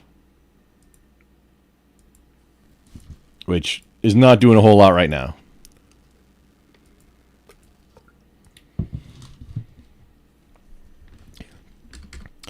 And also, yeah, you're correct. The names and descriptions are different. And I thought that I had set the names, but I might have never got that far, honestly, because I'm a little bit surprised I actually set, like... I'm a little bit surprised I actually set up... I added the descriptions, but I'm a stickler. Even for... You know how they say, like, the cobbler's kids have no shoes? Yeah. That's the thing. It's like you never want to do any computer or network stuff at home. Like, such a pain. Minus the, like, doing a class or a lab or something that's going to honestly help out career things. But realistically, I switched all my virtual servers. I have 3, not including a Raspberry Pi that I added for just to do the experiment. I switched from VMware to Proxmox, and just to do the experiment, in order to have high availability and like essentially automatic vMotion, if you have 2 hypervisors with Proxmox, you can't do it. You have to have 50% plus 1. So 2 doesn't cut it. You have to have a third something. So a Raspberry Pi literally configured just to join the cluster, that's never going to run anything. It's just to create quorum so that then you can basically hot, it's not vMotion, I forget what it's called off the top of my head, but you can hot vMotion between the 2 hosts. And if one goes down, like it'll come up on the other one because you have quorum. You have 2/3 of your cluster still up, so it'll take over. Versus if you just have 2, it doesn't. I switched for licensing, which I'm like, I'm probably never going to need to manage VMware again, and like I know how to do the. I mean, I did it for years. The virtual networking inside vSphere before there was even vSphere. I am impressed that you can run it in a browser now, as of I think 6 years ago. So that running VMware from a Linux environment is good to go now, versus having to struggle with vCenter. I just switched from vSphere or vCenter or VM or ESXi to Proxmox for the licensing, instead of $200 a year to be able to do clustering and single pane of glass management. It's like, oh, it's free, and new experience. I think I still rather VMware, honestly. Seriously. So.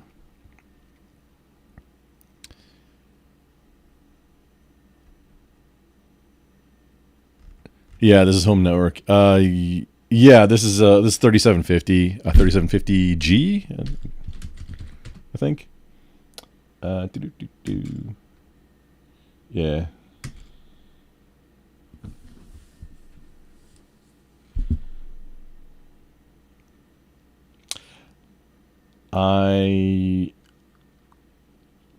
I'm super going back and forth on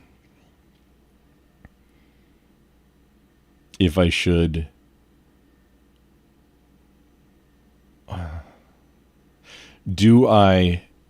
need to swap it out with something for this leg of the network. This is actually the core. This is layer 3 doing core stuff.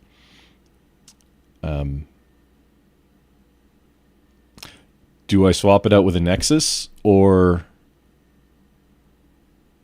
something that's going to use a lot less power?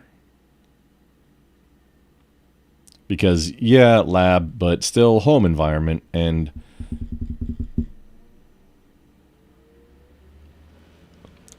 due to the kind of patchwork nature of some devices that I'm using are residential, like low power usage, some things are old enterprise gear. I had a power loss, like a little bit of an extended power loss. I was able to patch together with actually right here these things.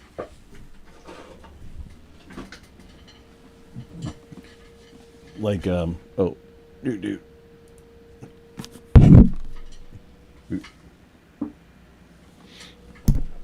With these things. So this one's made out of chinesium, and the other ones I have, well, I have a few of each. The big chinesium ones, and then Balder brand, which is a more normal, U.S. brand. This one was straight from, like, made out of chinesium.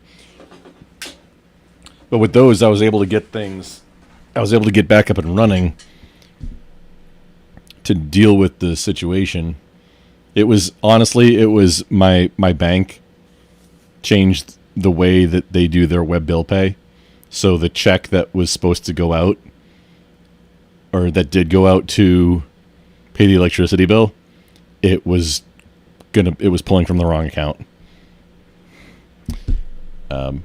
Yeah. Oh, my bad. But it was from like 2 months ago when I was having that happen, and it just caught up. And apparently I had signed up for paperless billing, so I like getting the paper bills, so I know, like, hey, bills for variable bills, because I have it's all automated with the exception of the variable bills. I have enough set to where it should cover it for, most of the time.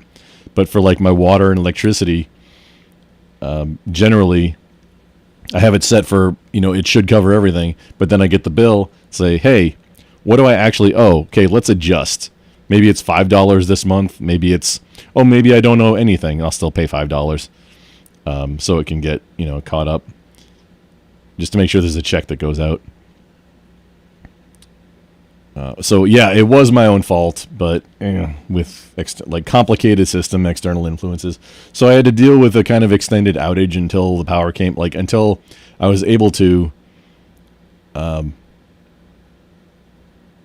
deal with it, and then also waiting for the power to come back on. And talking to him on the phone, like, which VoIP I use. I only use VoIP for phones.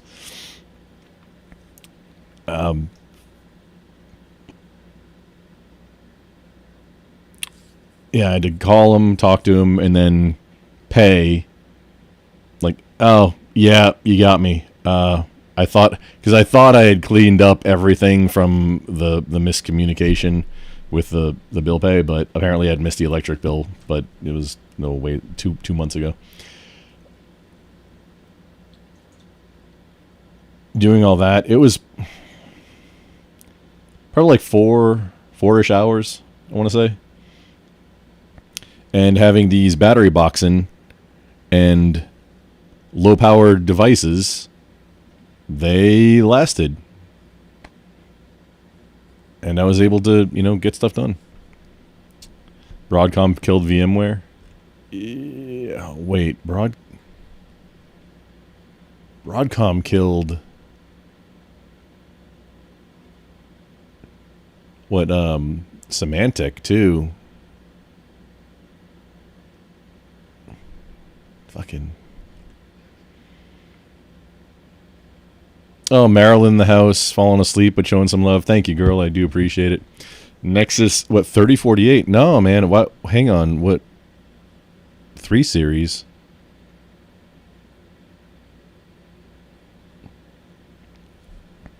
I would honestly probably... See, it's tough because... So, like, data center upgrades, like, professionally that I've done was from, like, a 37... This was 15 years ago now-ish. From, like, a 3750 core, data center cores, to... I want to say 5024s. At a, like, in-office data center and then one colo location.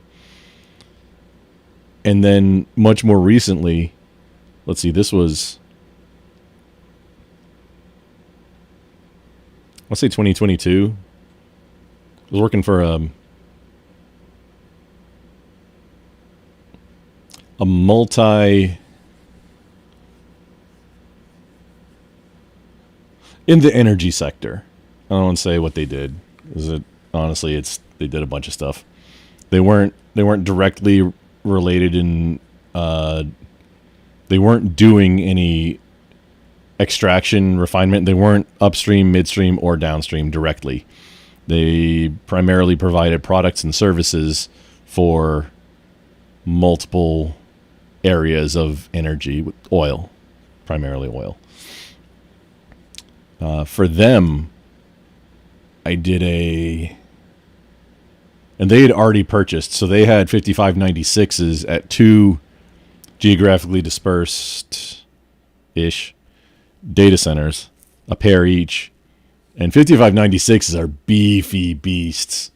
2U, like almost the entire depth of a 4-post rack. It sounds like you know what you're talking about too, a little bit, Killer Kyle. Yeah, going from that to these 1U Nexus 9300s, I think they were like, the model numbers are wild too on 9300s. I don't remember. It was like 18 Charlie or 18 Charlie Yankee or something like that. 9300, 18 Charlie or 18 Charlie, 18C or CY, something close to that. But they were using it's like they had already purchased the new cores. Like when I signed on, this is one of my lead network engineer roles. They'd already purchased them, and so I had to hit the ground running and make it happen because they hadn't got any progress on it. They'd just purchased them, and so I had to devise the plan and rack them and stack them, implement, and then cut over to the NOC for operations. And the funny thing is they were using Fabric Path between the two data centers they were treating both data centers as one. This is entirely friggin' backwards. So they were treating both data centers as one and in one IP space.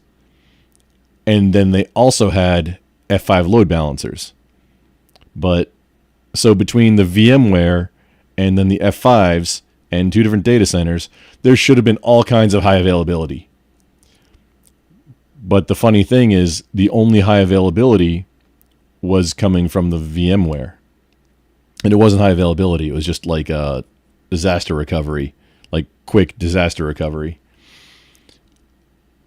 Because the F5s only had one application pool only had one server in each application pool. Like, ¿por qué? Quoi? So along with redoing the core, we just removed them. Just simplified the entire. Well, that's on the periphery, but that's on the edge. But simplified the core because the F5, the load balancer, was getting blamed for apparently like a lot of problems. So just cut them out. It was the business answer to a business problem. It wasn't even a technical problem. It's like the F5 isn't doing anything wrong, dude. Or actually, I don't know. Before I got there, it may have been. You know how you can tell if you've been in for like doing something for a while, that when something was set up, that maybe whoever did it maybe didn't quite have the skill set to be doing it for something that's doing what it's doing now. Maybe it was okay at the time,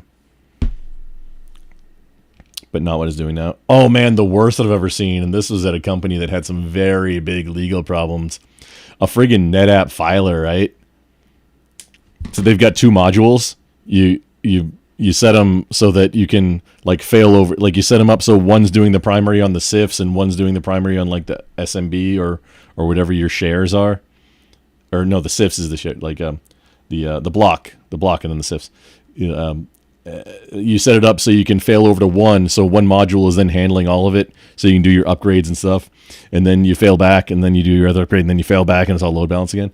It apparently was never set up like that, and they were scared to reboot it, so the thing was like, had 5 years of uptime, NetApp came by and the NetApp dude was like, yeah, we need to submit this so somebody can write a white paper on that version because it should have had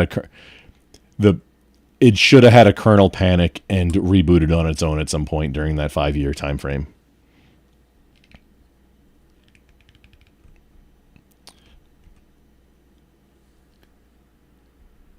Oh, 990 or a 3000. I wouldn't. I mean, I don't know if I'd. You can get a 5000 series for. Wait, what? Hang on. I don't even know what series of 3000s. Wait, hang on. The 3000 is a fabric extender, isn't it? Off the top of my head. Moose Man in the house, dropping by and saw my lights on. Appreciate you. F5s were the shit 10 years ago, right? Yeah. Well, my suburban residence is in DFW. I'm in the bunker right now, which may or may not be near that house. Probably isn't, but you don't know. Nobody knows.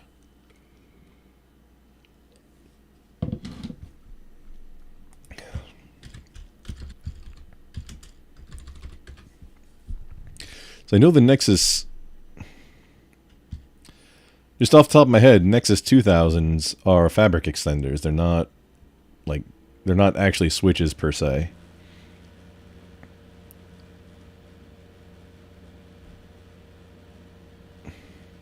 Why did I pull this up in German?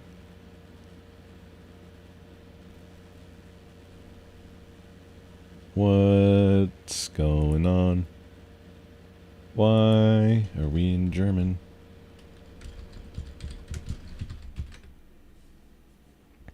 Oh, because my VPN has me in Germany. Okay.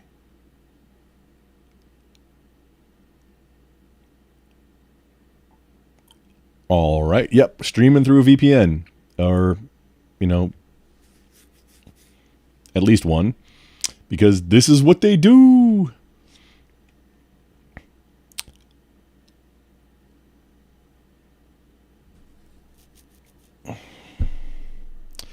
Data center top of rack deployments. Okay, yeah, though that's a maybe. Does the 9000 series not use 2000s anymore? We didn't do. These were not large, like. What, one had 3, one had 5 racks. A global company, big company. It wasn't an IT company; it was an energy company, and their data centers just did not need all that much. Very consolidated.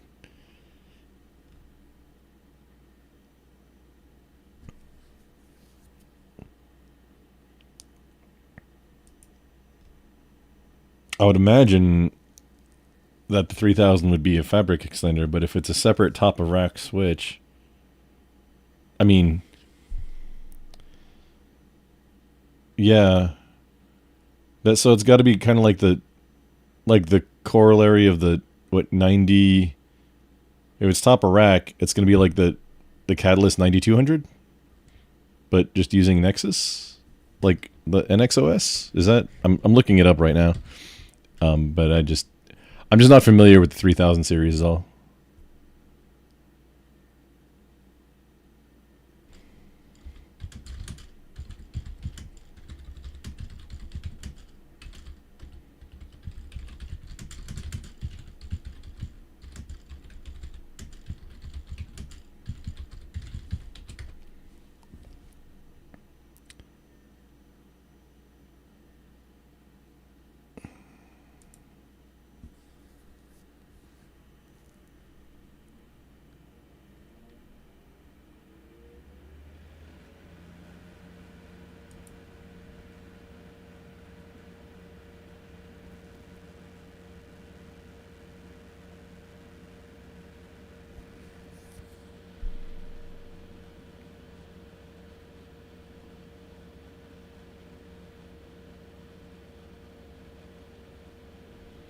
Okay, the 3000 supports VXLAN.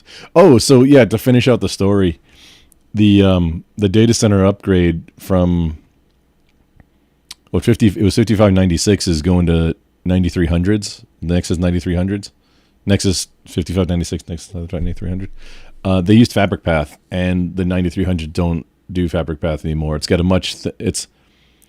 it's a 1U box. It doesn't go the whole length back on the rack, on a 4-post rack. It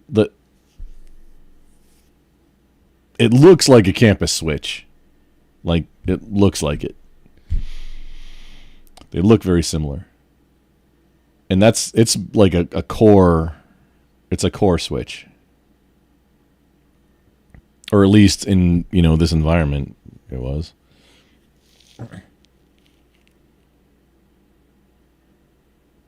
But the 9300 series or 9000 series Nexus Cs have a very chopped out, like they chopped out a lot of features, and Fabric Path was one of them.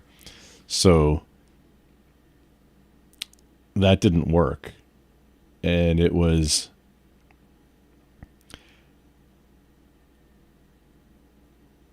that's the time if you want to, it was just, I was on a time crunch. So doing a whole re-engineer of like, hey, should y'all be using Fabric Path? Should we maybe redo this IP schemes and things?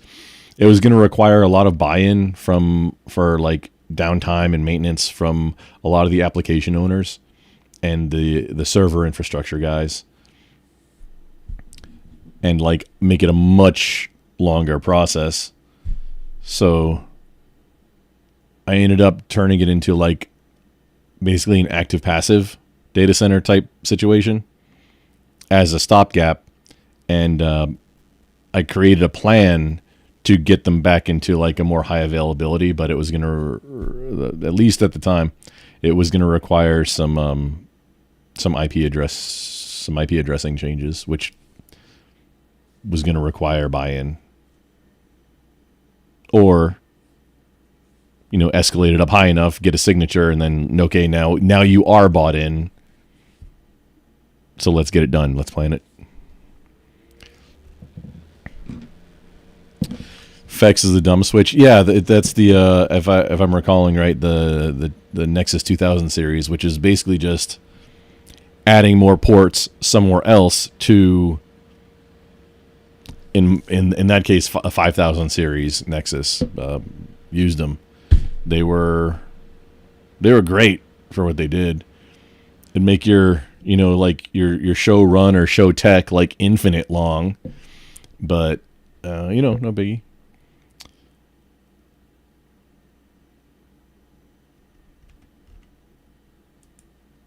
The 9000 merged Nexus and, well, there's a Nexus and a Catalyst 9000 series. There's still Nexus and Catalyst.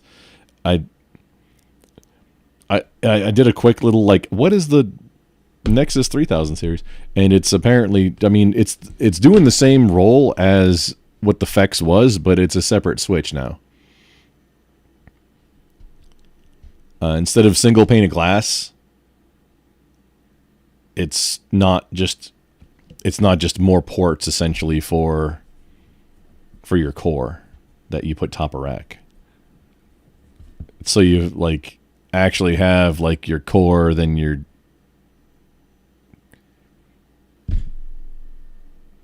it'd be skipping the distribution layer entirely. Even you wouldn't have like core distribution access layer.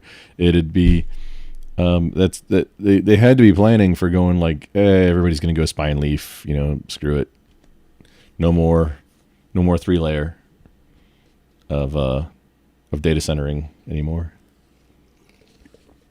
And I mean layer 3, 3-layer, like a dip, core distribution access for switching.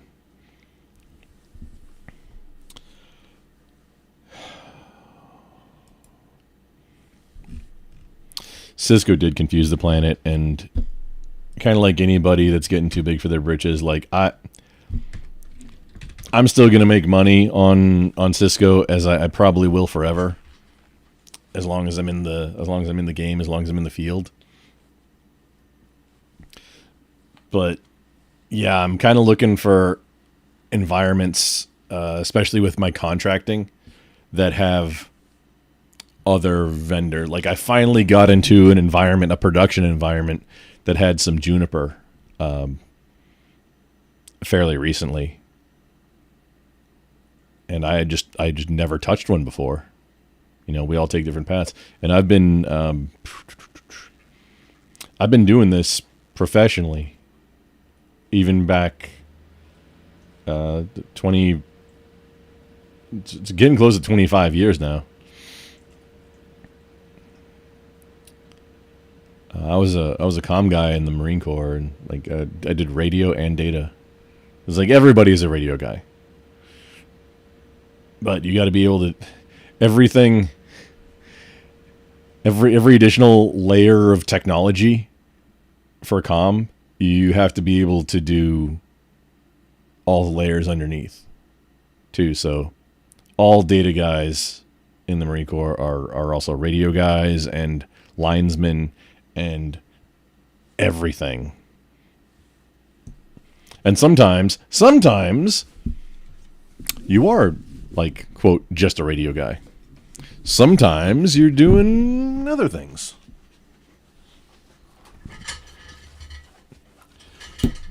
Because, I mean, most data guys, you know, out civilian world never learn about radio wave propagation. I mean, maybe if they're really into Wi-Fi or mobility, but most of the time you're just learning how to set up, like, you know, your 1611, like, you know, your channels on your wireless LAN controller that to use, and then it manages all the radios and everything.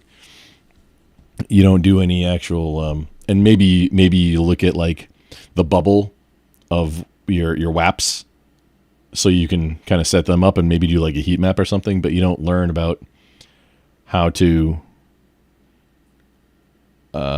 like set up a field expedient antenna to go long shot, either direct line of sight from like a mountaintop to a mountaintop, or like bounce off the ionosphere and then come back. Yeah, lower speed links, but that's part of it.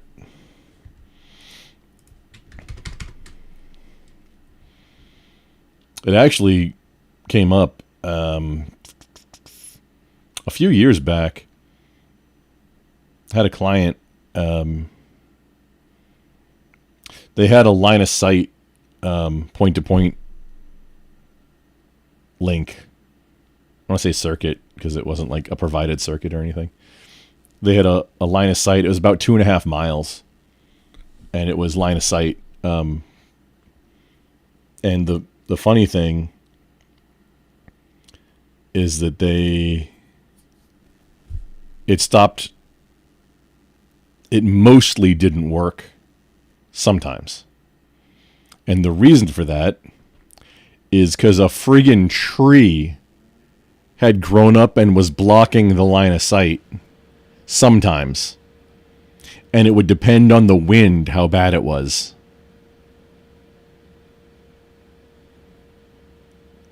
So like, I think it was only like $800 later for a new set of radios. Mount them 8 feet, like that away, somewhere between 8-10, somewhere like that. Just 8 feet, like off to the side. And okay, now we're back up, clear line of sight. Don't even have to worry about the tree. And much newer, better link. I want to say it was like 50 times the speed. I don't remember. I don't remember the exact, like, I don't remember what the numbers were exactly. I just remember thinking, oh man, this is like an incredibly big upgrade for them, along with the stability.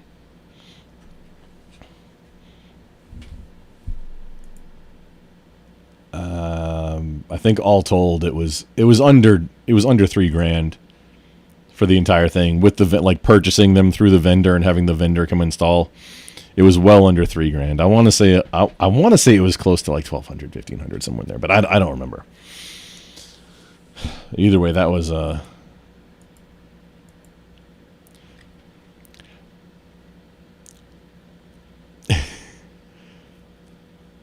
yeah. That was fun. And that wasn't even actual, like, radio, like, setting up antennas and radio wave propagation. That one was just messing with, hey, there's going through the process of, hey, okay, go up 3 notches. Okay, that's stronger. Up 3 more notches. Okay, that's stronger. Up 3 more notches. Okay, that's stronger. Up 3 more notches. Okay, that got weaker. Okay, go down 2. Okay, like dialing it in, and then the left and right to match them up to get the strongest signal. Because once it's mounted, it like had little servo motors.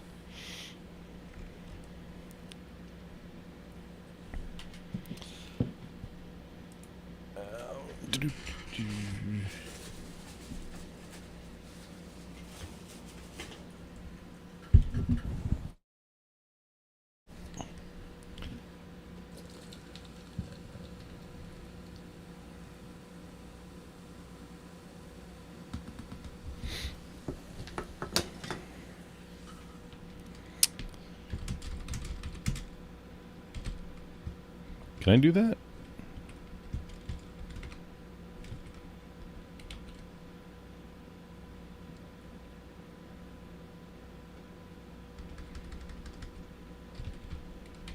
Can I do show run int range? This is why I'm not a CCIE. I don't like... Man, I could go get a CCNP Enterprise if I have like a little bit of time to study and make sure. But it's honestly never come up. I don't have any certs. I finished a degree in computer science when I was like 37. It was a waste of time. However, I have the piece of paper now, so I use the GI Bill. And so that's cool.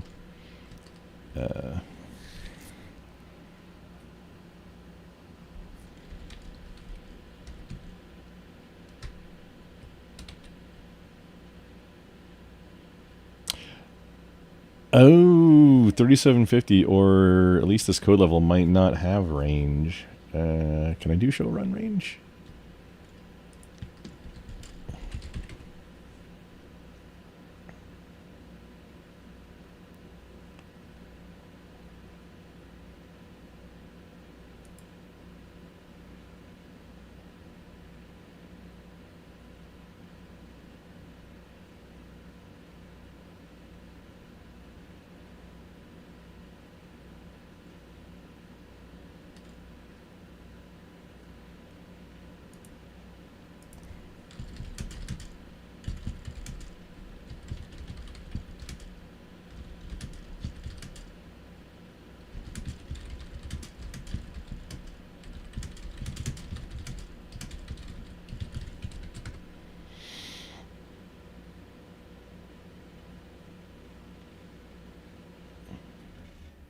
Ah, no.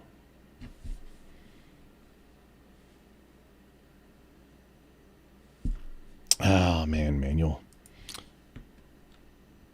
I guess even the... Okay, so 37... This is the 3750G. The 3750X was, I believe, the last generation. Or the final generation.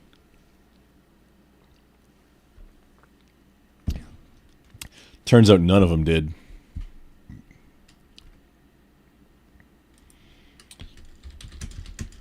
What are we at?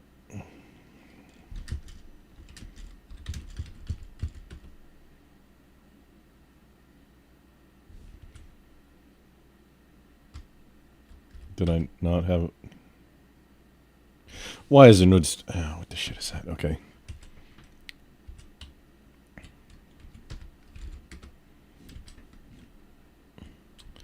$10...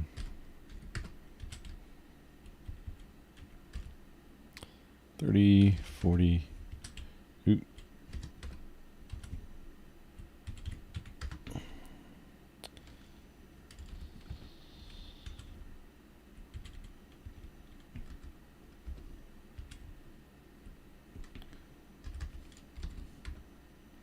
Oh, yeah, I do have a 5508, Cisco 5508 at home too. Like I have an AP. I have WAPs. Like like Gilbert Gottfried or Ben Shapiro. I got that WAPs. I got a VLAN for them WAPs.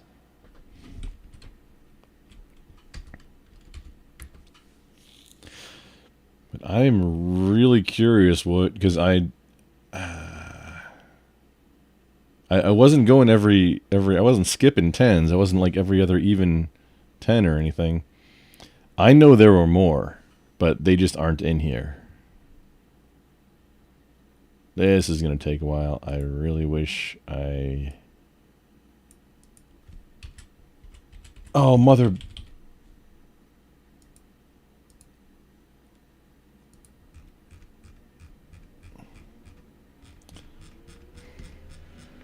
Resize, so everything changes. Okay, we do it again. Fuck it, we'll do it live.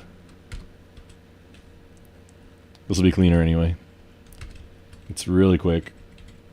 Like sometimes, I mean, automating is cool and everything, but sometimes if it's something you have to do one time or like very super infrequently, and it would take you longer to automate it, sometimes, I mean, it's not lazy, it's just sometimes it's more efficient to not automate it, as you might say. So there we go. 10.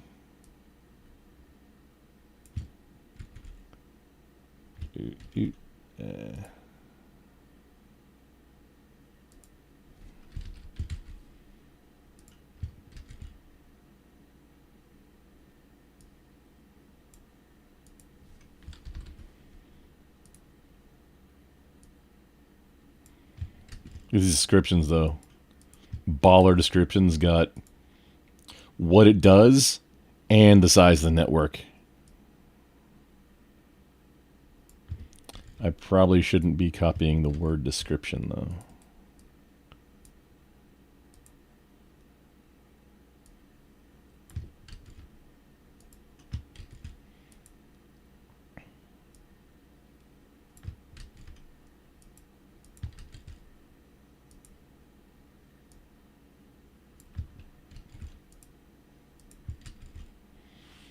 So what in the world? What's on 5? 1. Oh, that's probably going to be an uplink or something. I can't tell by looking from here. How long have you been working with Cisco? Since 2002? 3?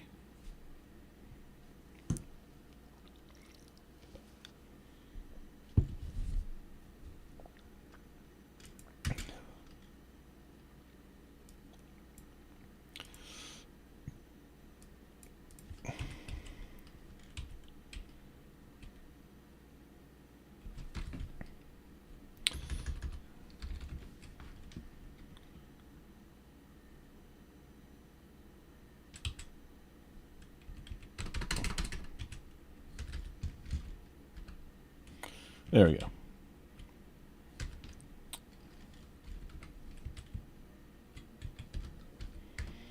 There is probably a better, more efficient way to do this, but I am not thinking of it right now.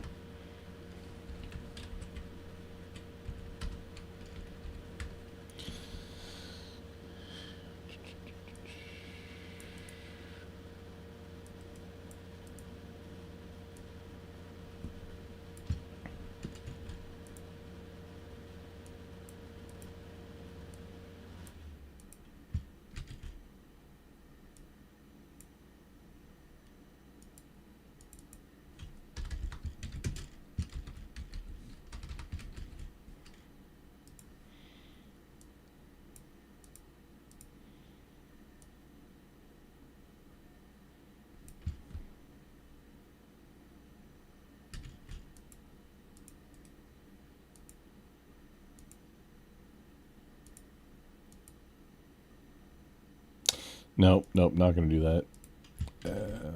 Just take that. And go there.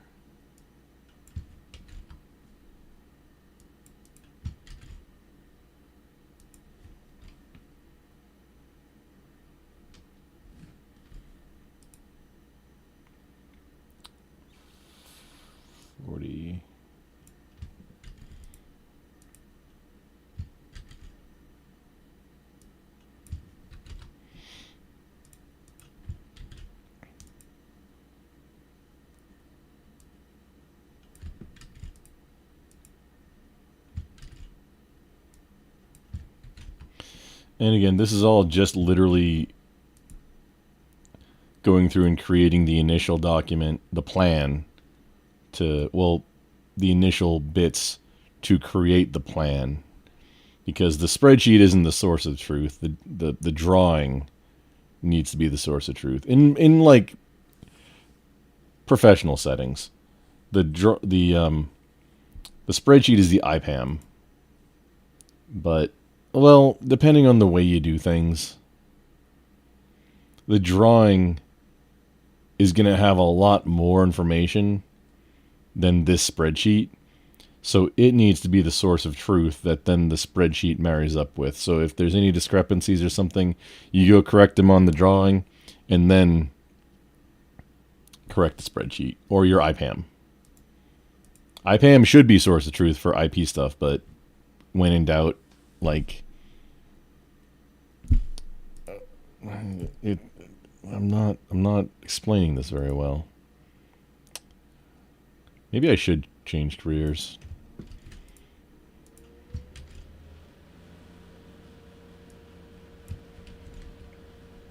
Anybody hiring a simple monkey to do simple monkey things? Really want to get back into a W-2 position for stability. What are we doing here? Copy.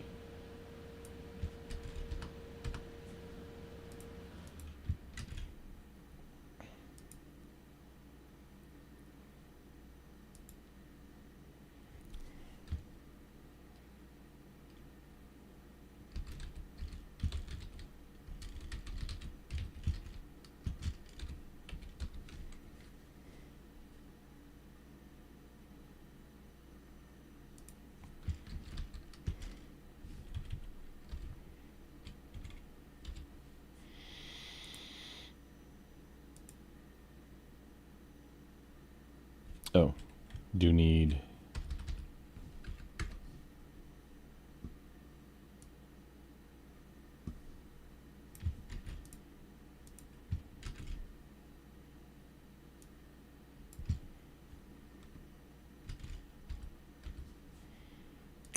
Oh, I guess I could have made that a little bigger too.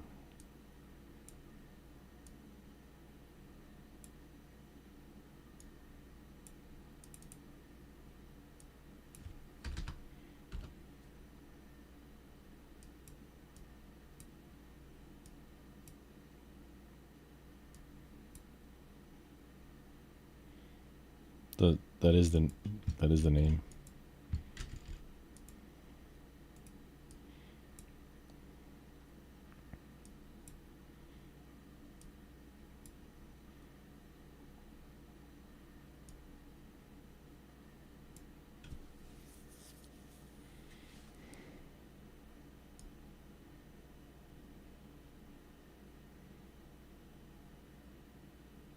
Oh, right. Okay, that was coming in from commercial local. Oh, okay. Oh, I've been working this whole... Oh, man. Killer Kyle, thank you for reminding me. Yeah, I've been going through doing, like, hey, extracting information and then using that to create this spreadsheet. Like, this whole time, I forgot I had the camera on me for whatever it was. Oh, man, it was back since talking about the power thing. Oh, yikes. Professional streamer. Well, it's the same thing going out to... Well, Twitch, Kick, and YouTube, and I don't think I'm live on Twitter right now.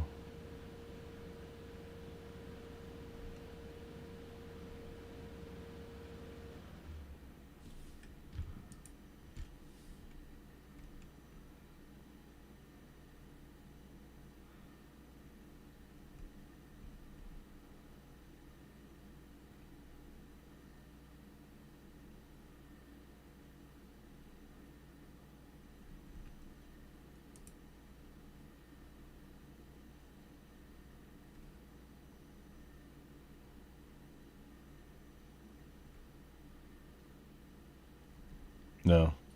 No, we are not live on Twitter. There is something... I currently use Restream.io for multi-streaming. There are a few newer options that I've discovered. I'll have... I'm going to test out both, and I'll have kind of the results and my findings in my Discord under the streamer section if anybody's interested. I know there's not, we're a little low and it's late at a weird hour in the morning, so not many people are going to see or hear this right now, but that's what I'm going to do. No biggie.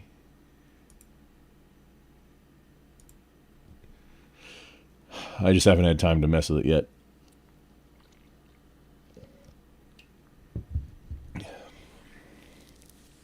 I've been meaning to do this for quite a while, so there were a few other things that probably would have made more sense to do tonight. Aside from jumping on somebody else's panel about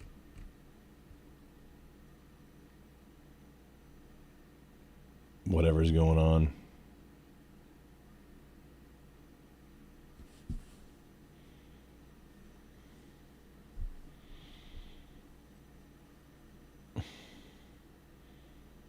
I kind of want to hear, but I'm not gonna.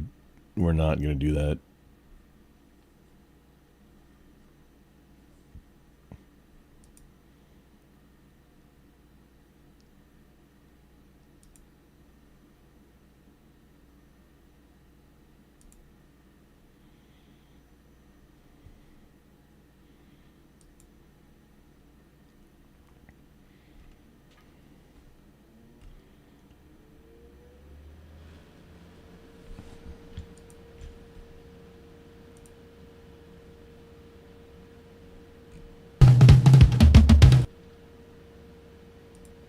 Okay.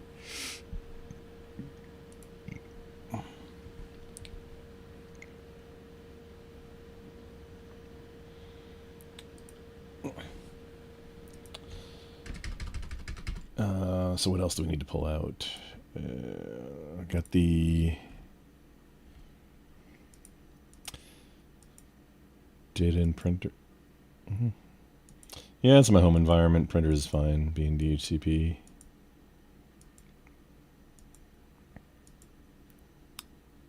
Saves me having to mess with it. I think it is right now. I have two.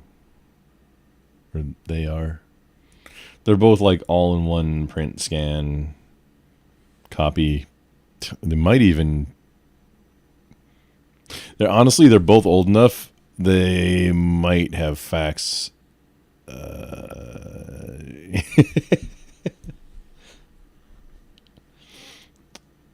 DHCP.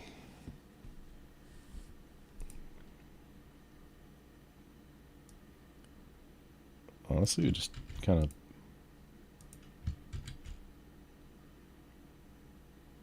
Oh, hello. Yes. Yes. Yes. Slay Queen. Look at this. That is formatted nicely. Okay.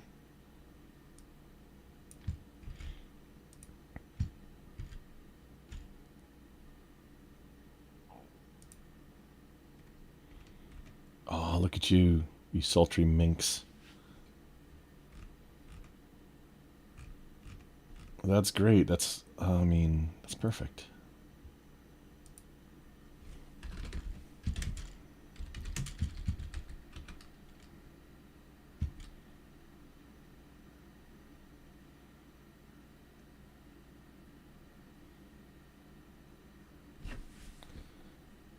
What in the shit? Okay.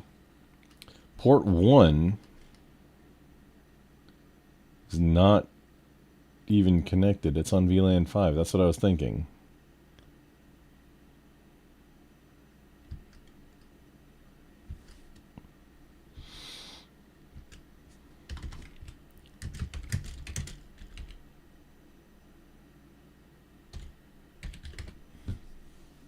Oh, mother lover.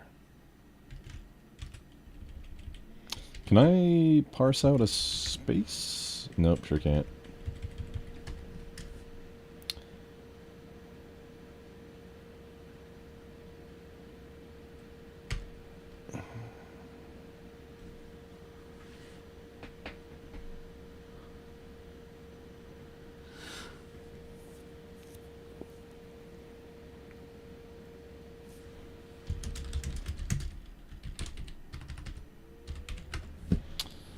Int G101.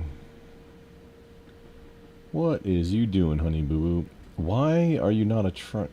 Oh, that's right.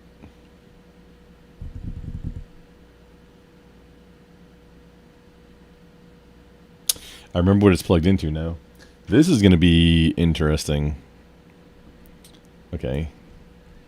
So we've got...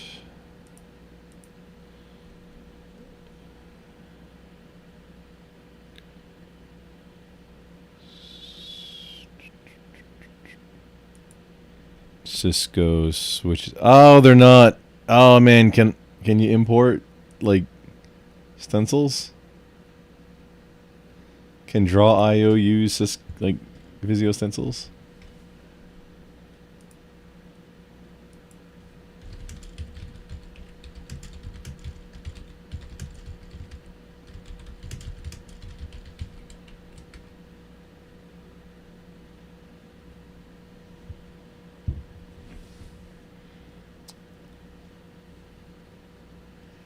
Draw IO can import Visio stencil files. Okay. With some caveats. Oh.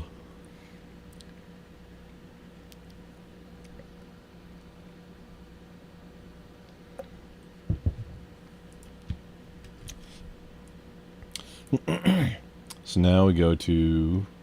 We're going to document the process here.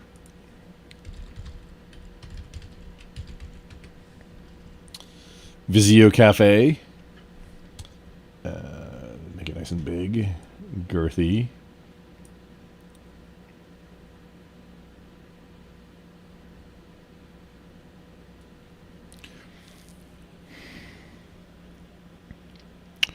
Cisco.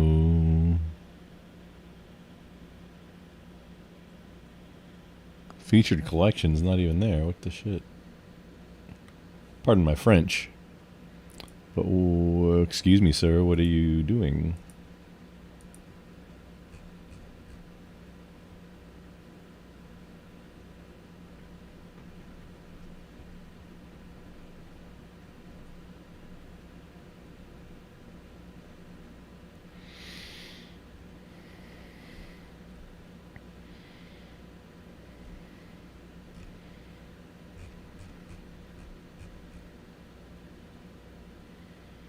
And they don't have a search.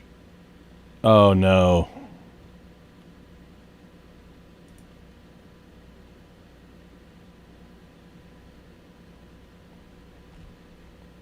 How do they not a site like this? Literally, how are they not having a search?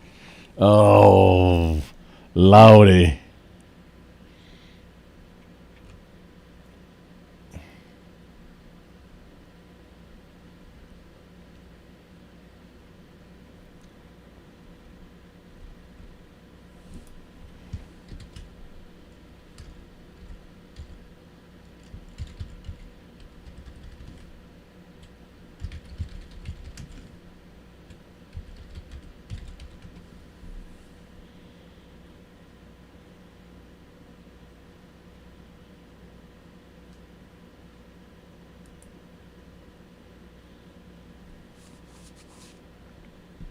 Oh, wait. Get it from the...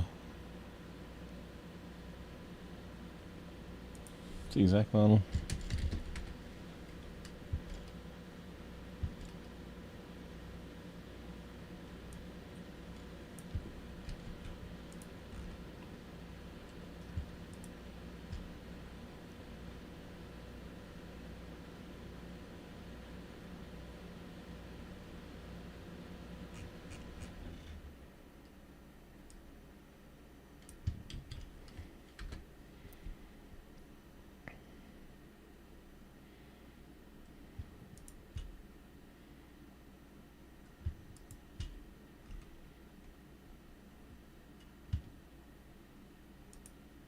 Routerswitch.com. Oh, hello. Where are the free stencils for the older switches?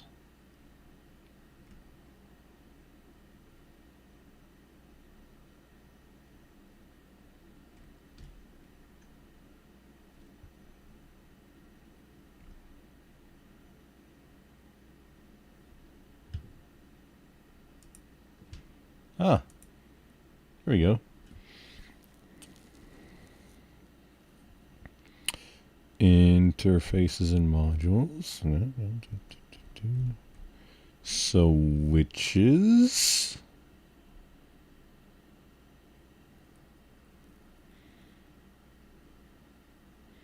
It's a 3750G. This is the full model specifically. 48 TS Tango Sierra. 3750. Yeah, here we go.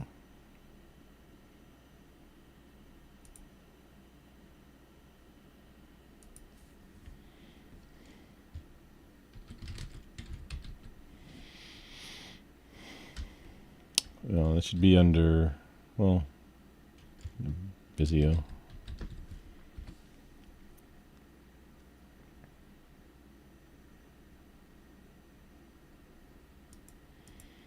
I know I have to put them somewhere for Vizio specifically. There's a directory, but and then they just show up. But this is, I'm using draw.io, which is actually called like diagram.something now. I'm using the thick client locally version of it. You know what? Since I'm in here, I'm going to grab the 2960 because I know I'm going to need them.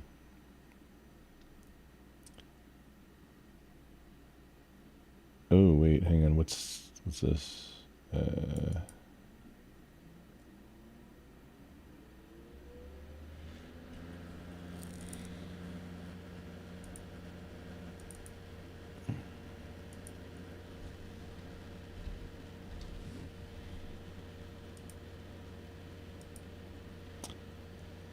2960CX, because I have a few 2960s, but I'm not sure which one.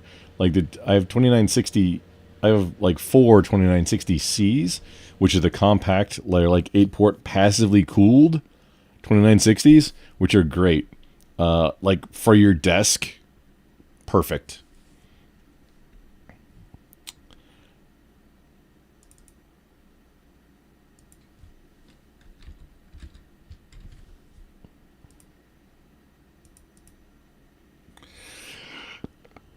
Oh, then what else?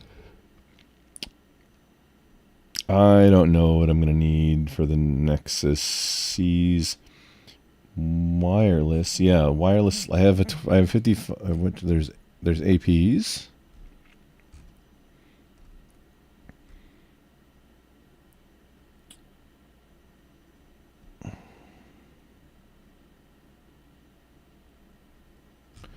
There's APs. I need the wireless LAN. 5508.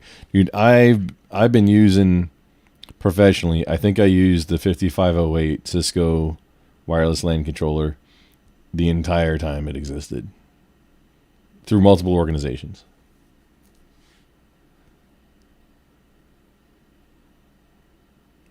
ISA, firepower.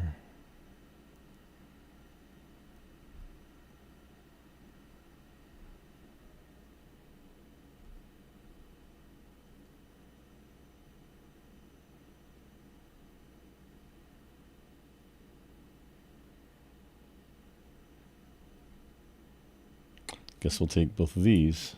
Wireless.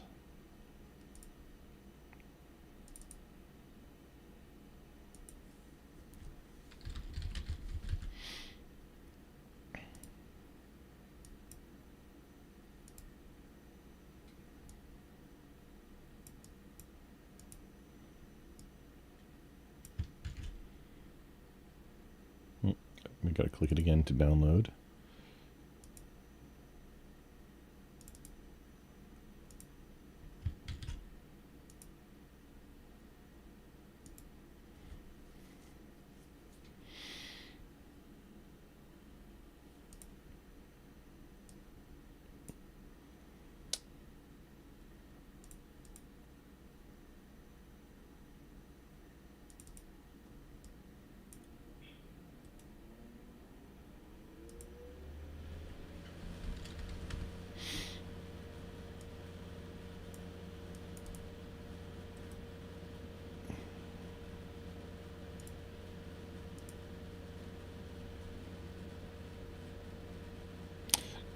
Okay, I guess I didn't need to actually segregate them that much.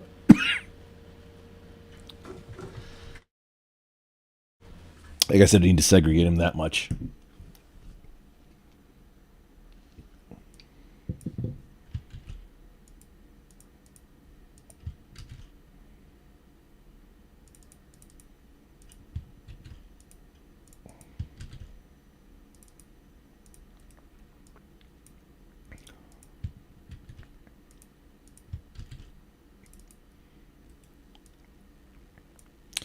So now we're extracting. Oh.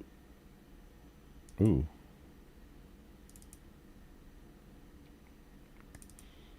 Can I open a PowerPoint? Oh, I sure can. Oh, hello. What's this?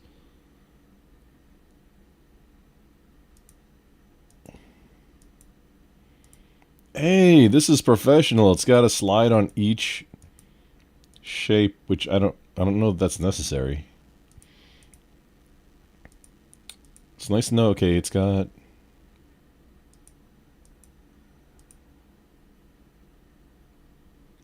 Okay, 5500 series. Okay, so that's a fit. That 5508 fits. If it fits, I sits. Yes, it got retired in either the late 2010s or no, man. Into the early 2020s, it was still. I mean, it was in production. That doesn't necessarily mean it wasn't retired. Because the place where I was at for there, the group I was in wasn't just network. It was a team for engineering and operations for all of infrastructure, and it was like the group was responsible for everything under one manager. There was no separation of and I thought I knew, but later on I learned that you might actually at a certain level, you might really actually need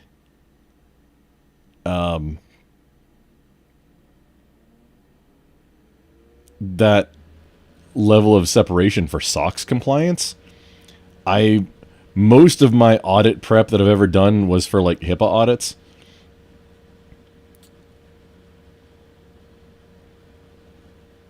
But that was a majority that was in a privately owned company.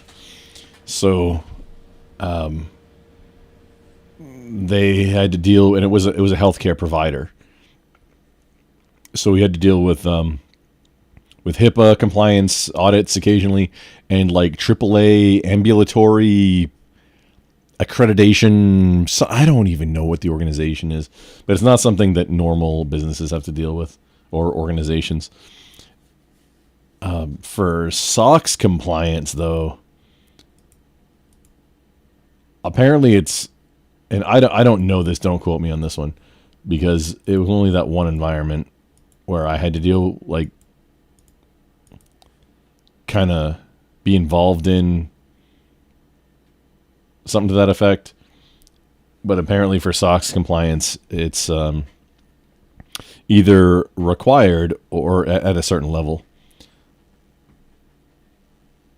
All of these organizations, minus the one, I've been in Fortune 100 land, and then everything else has been under 15 billion market cap, or 15 billion revenue. Like most of the organizations that have employed me have been in the under.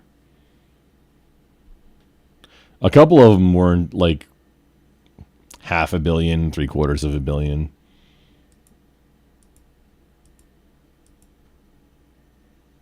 Yeah, that's the kind of spaces where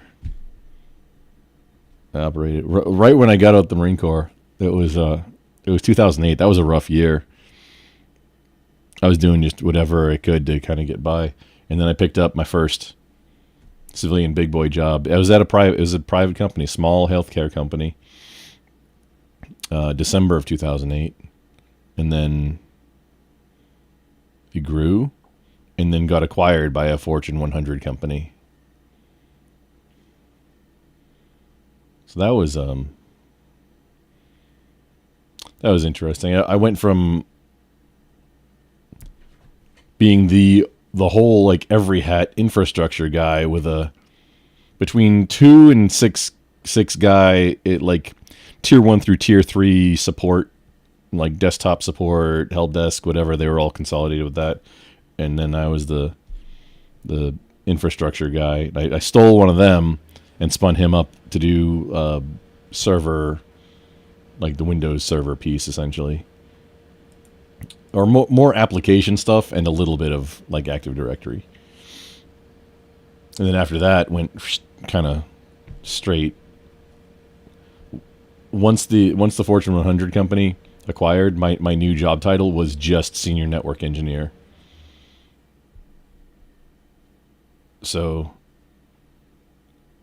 honestly, what I was doing, it didn't require a senior title, but that's what they needed at the time. It was just doing a lot of really repetitive stuff because that section of the business, they acquired this large Fortune 100 group, acquired my employer for the model, and then just started rolling out.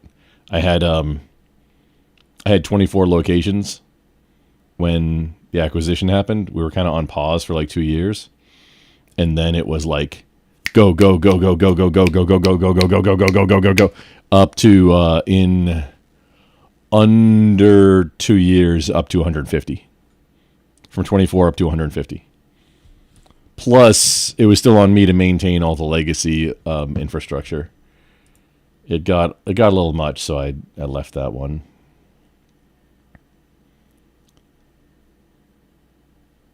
Yeah.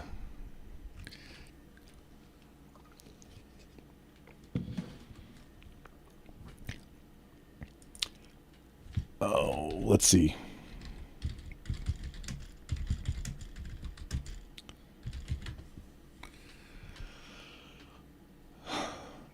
Hey, Killer Kyle, you can I got it's a StreamYard link. I'm on a call right now. I'm sharing what I'm doing. If you want to come up and talk about network stuff, you are entirely welcome in this conversation. End of sale was 2018. End of life was 2023, dude. Friggin' 2023.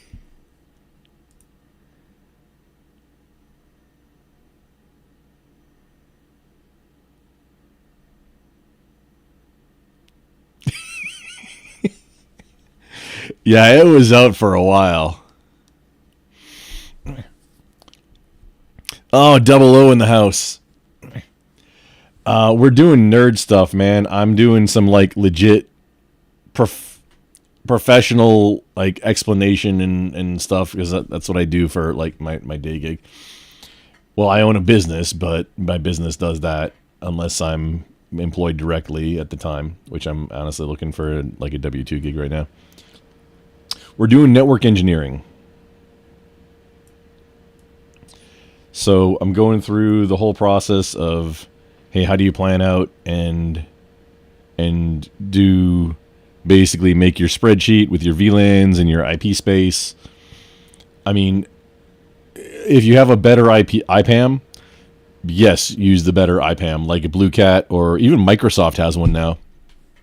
Since I think Server 2016, I never used it professionally. I only messed around with it a little bit. But I guess that's a thing you can do. SolarWinds has, decent.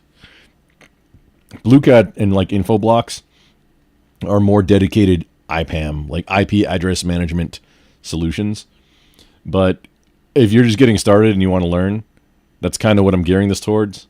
Like maybe learning how to do this for your home environment.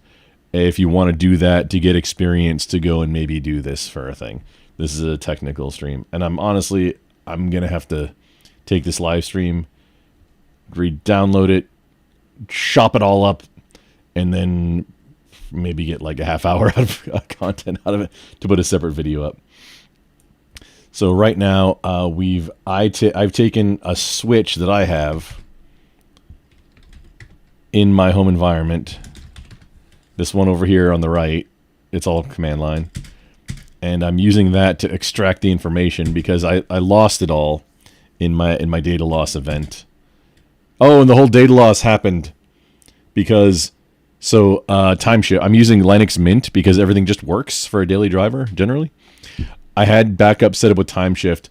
I never friggin' checked the box to also back up your home directory. I just never checked the box because I'm an idiot in like January of 2024. So my backups are impeccable. And like my backup strategy, and I've got offsite and like multiple locations, and then multiple locations on site, and then also offsite to store for disaster recovery, and it's all good to go. All except for the part where I wasn't backing up the documents that I like, content, like art assets, content for branding and for content creation. My credentials database. Oh, that's the biggest thing that hurt. Besides that, everything else was kind of meh. Older streams saved, which I haven't been doing. That was mostly when I was just like only on Twitch. I was saving off the streams so I could use them for, whatever.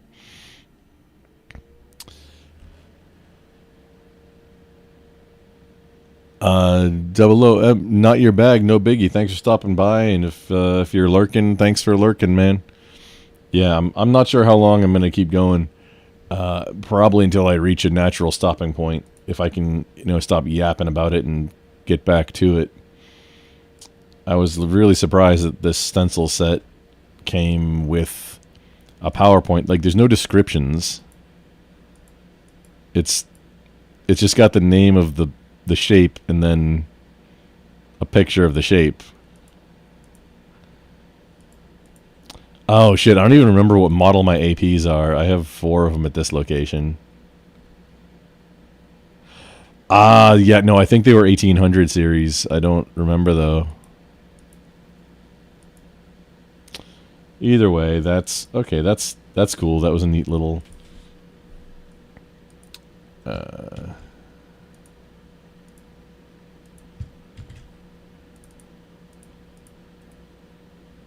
so now extracting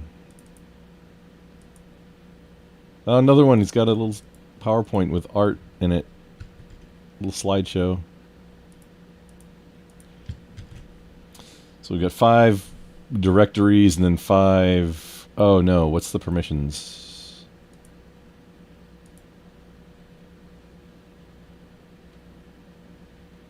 We actually shouldn't matter. Okay, so we're gonna import.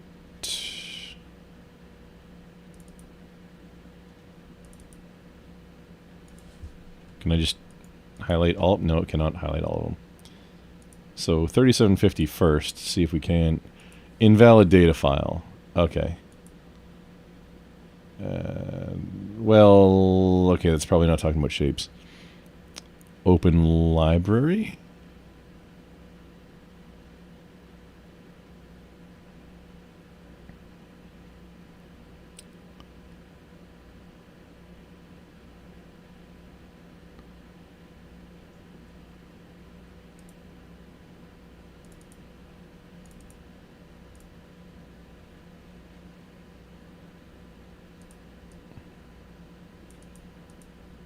You can open up.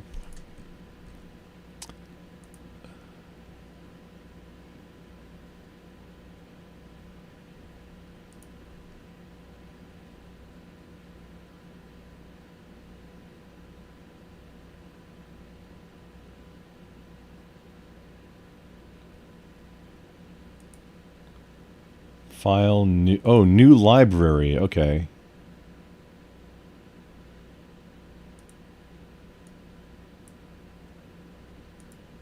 Failed to load.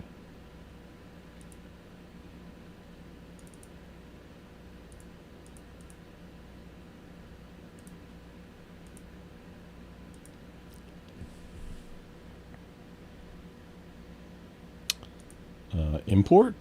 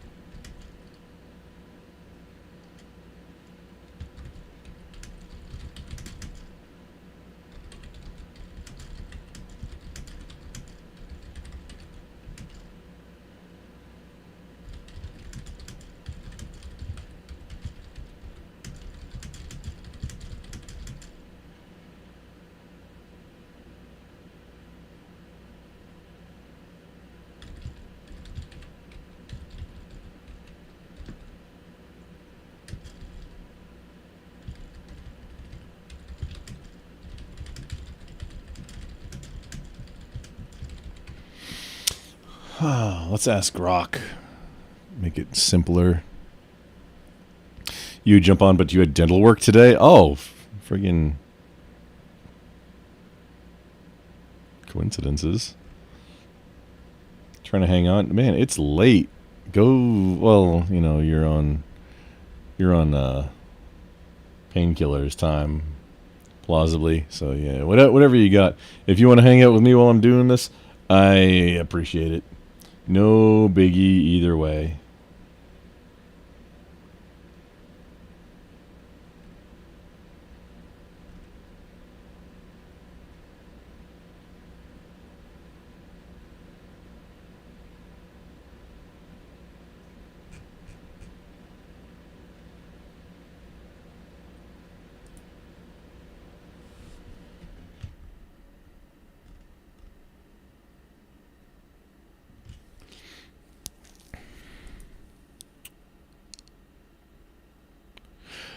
Oh, it's because they're legacy. These files are legacy.vss files, and it does not support them. Only modern VSSX, VS, Victor Sierra, Delta X-Ray, and other formats like Svigger XML are supported. Oh, I want to stay in the studio. Because VSS is a binary format from Visio 2007 and earlier. Oh no.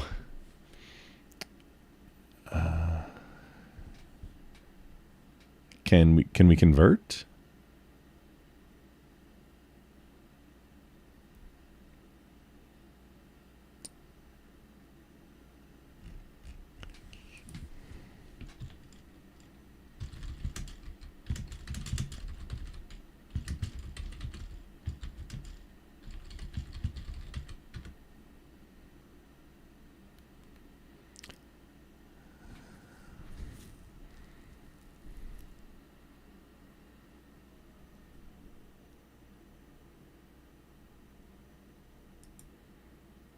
Okay, we can convert them to VSSX.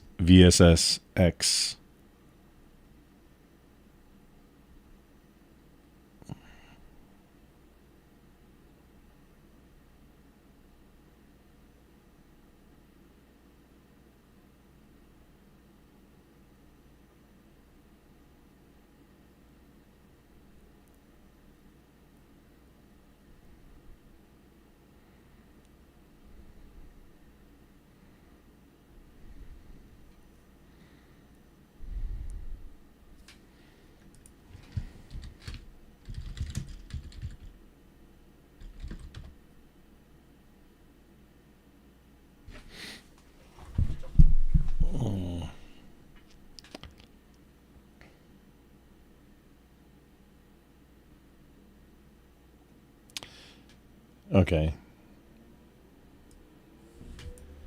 So now we uninstall because I think it's installed via Flatpak.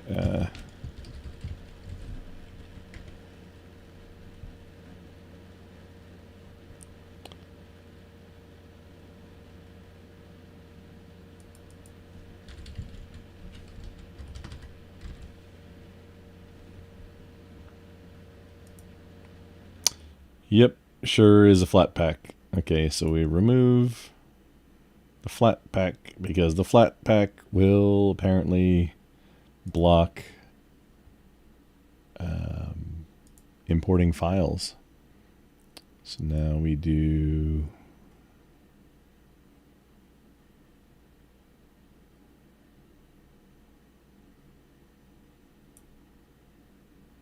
I guess we gotta find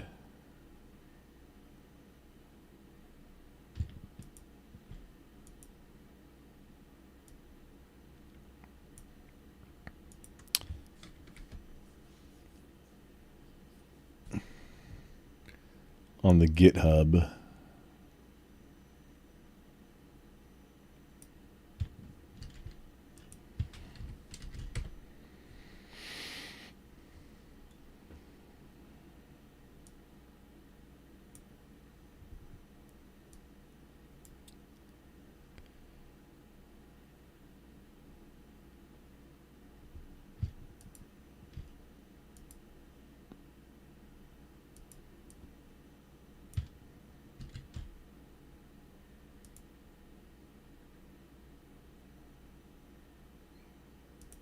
Oh, I uninstalled it while it was running. You're not supposed to do. That's not good for the economy. Let's we can just kill that off. And then text. What version was this? That's going to be the file name.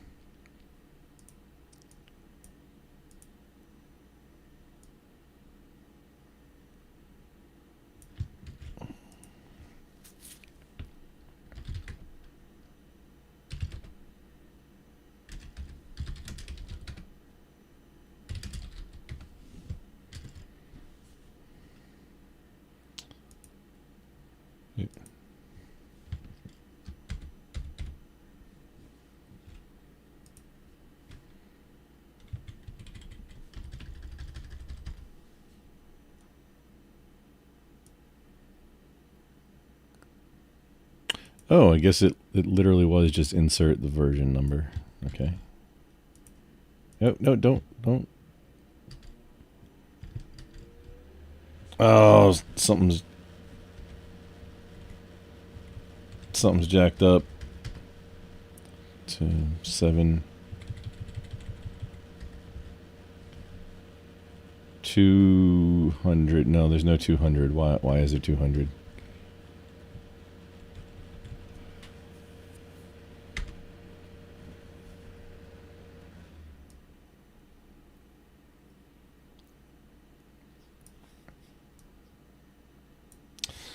Okay, we're downloading. Killer Kyle, thanks for coming in and like being actually interested in what I'm talking about. You got to crash. Have a great day. I'm not that far behind you, honestly. But you have a great day, and thanks for lurking and twerking.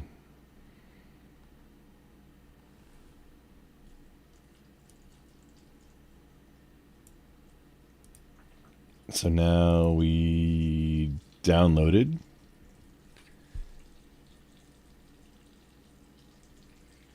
And that should correspond to an opt directory. There we go.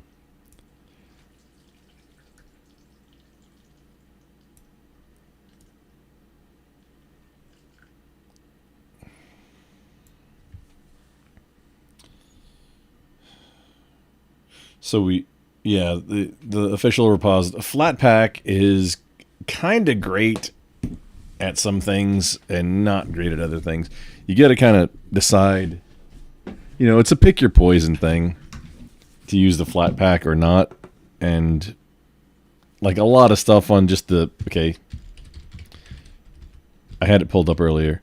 just a software manager. Like this is Linux Mint Mate, the previous long-term support version. If you install something from here, it will automatically be updated. Or not automatically, but it's in purview. And so when you go to do updates, it can download newer versions. The thing is, the Flatpak versions don't get updated. Like, oh man. They don't get normal updates. Like I think I have the OBS Studio from the Flatpak, and it's version 30. I'm not going to say specifically which one, but I know at least 32 is out now. And I mean, I prefer stable, but there was something I was trying to look at. Oh, that's why I haven't tested it out yet. One of the multi-stream tools that to stream to multiple targets that I'm looking at requires OBS Studio version 32 or better. And we don't have that.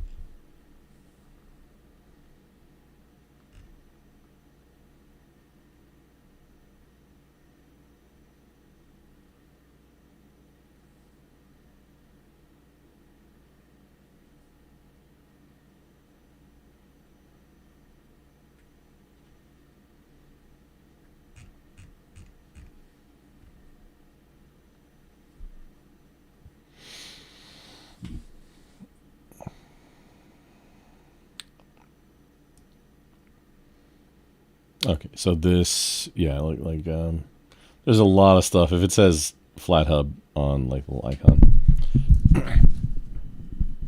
you can just install games. This looks like worms, but it's hedgehogs. You know, maybe it is, maybe it's not. No biggie. But we downloaded this, so now want to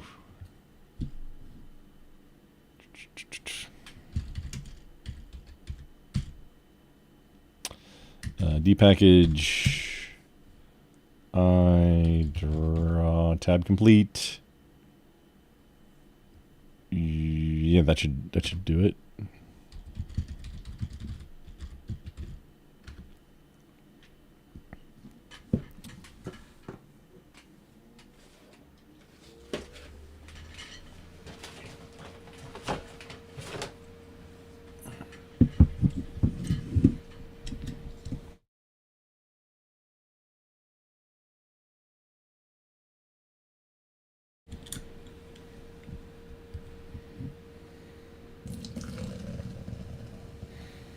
Ah, okay. It is complete. I thought it was going to take a little bit longer. Oh, no, because we already downloaded it. Right. Pro streamer, pro Linux guy. Pro nerd in general. Okay, so we've installed it. What do we do next? Make sure our dependencies are good, which I think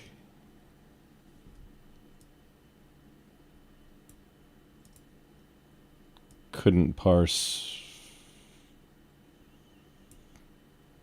Wait, why are you trying to parse file Quake? Quake is for this.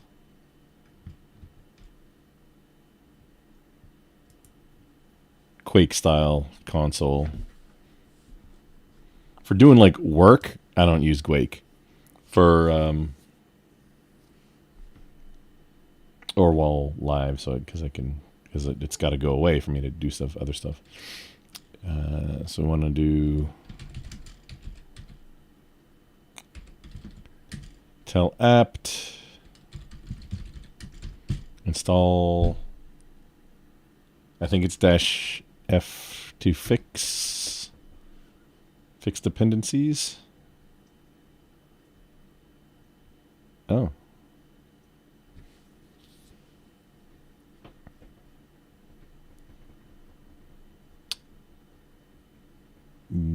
I had a problem at one point where my root or boot, my root and or boot partition, there was something clogging up. Like it was reading full and I could not find what it was. That's a thing. Yeah, I think I set like 10 gigs for the boot. Like an astronomical number. Like, I got space. Let's go. I'm going to set a little bit more this time just to make sure when I reinstall. I'm going to repartition. I think I'll set it to 15. Whatever it was. I think we'll set it to just plus another 50% just in case, so that doesn't happen again. It turned out to be like a just reading space wrong kind of error, weird, which because it's a Samsung NVMe. I want to say 990, but I have a 990. I think I have two, either 970 or 99. Yeah, I have two 970 SSDs, and then the main one is a 9. I think it's a 990 NVMe. No, the other one. No, the biggest one's not a Samsung. It's a generic that was on sale. Just don't put anything important on it.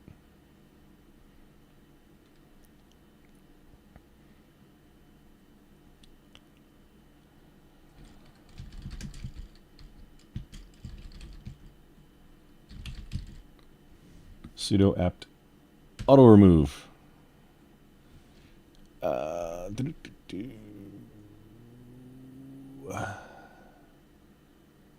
Headers. Tools. No, these are all just requirements. Yes, get rid of it.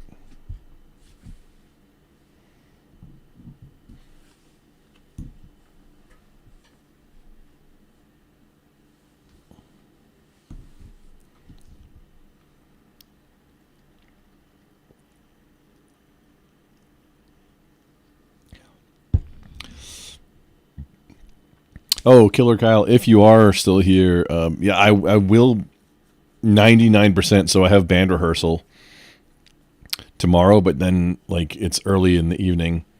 So when I get home, usually I go live after that, and we'll either finish this up or do something else. But probably do this. I kind of want to keep it on the same kind of. For a whole live, I kind of want to keep it on the same, vaguely on the same subject, if nothing else. Okay, so we've got that now.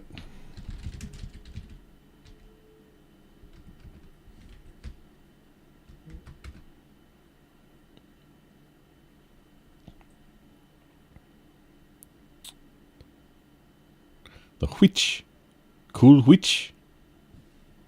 command.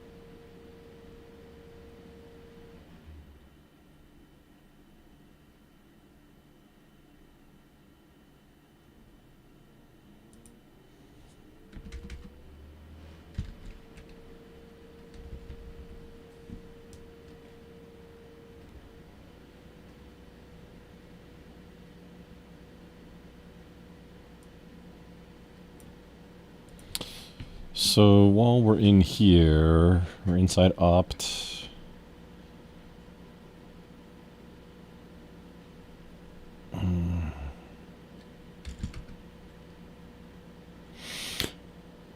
Actually, should have put that in.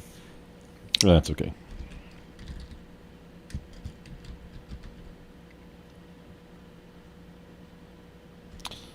Make a directory for Visio stuff.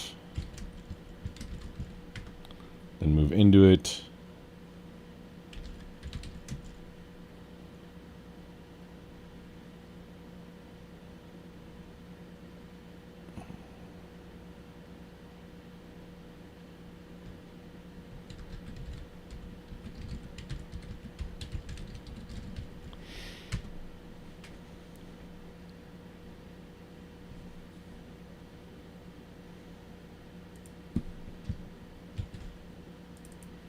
And we're cheating by using the graphical user interface to move the file, but that's where we're at.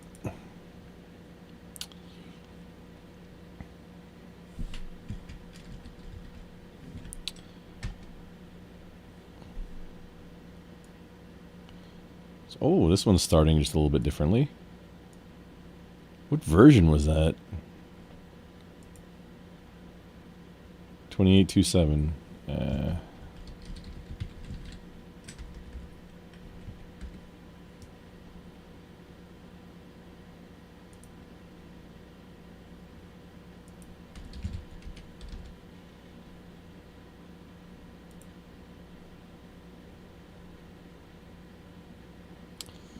See, here we go. So this, the one in the flat pack, version 26.11.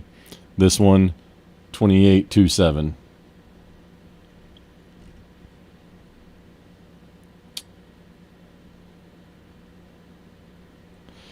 And if I had been thinking about it a little bit first, I would have cloned the GitHub repository and then been able to monitor it. I didn't do that.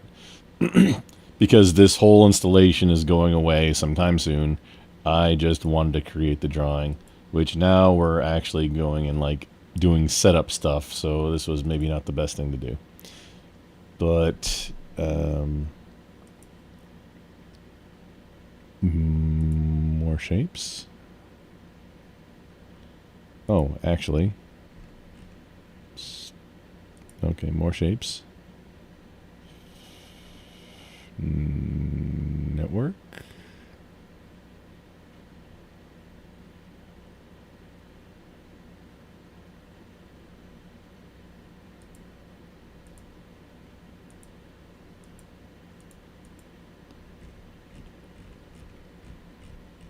These are some good shapes. Not specific gear, but these are good for generic stuff.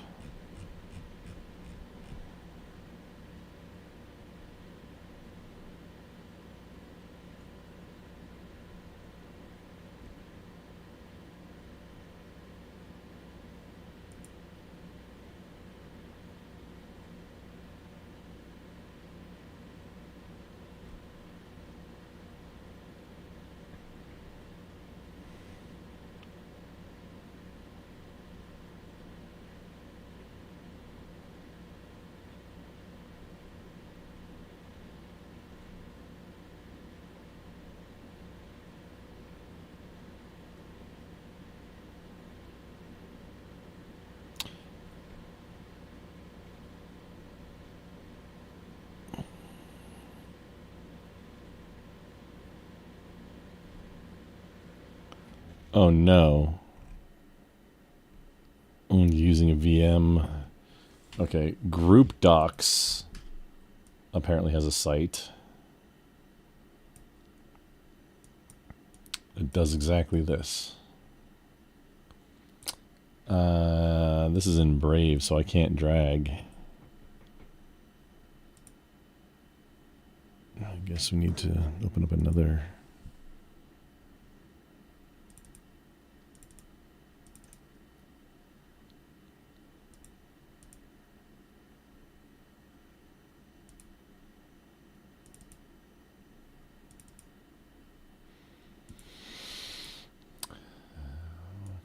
gonna convert. Try it. Can I browse? Oh, nope. Browse files. Document. Visio. Can we do more than one? Nope, sure can't. So 3750 is what we're working on right now. So we do that one first. It's like just barely not annoying enough to make me want to work on it. And maybe it's for the best to not be able to drag and drop files into a browser. It is a little bit of a pain in the ass sometimes, but not enough of a pain in the ass for me to put time into fixing it.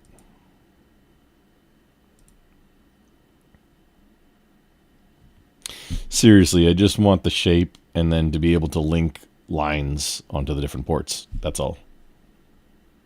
Connection lines, and then be able to write on those lines. That's all.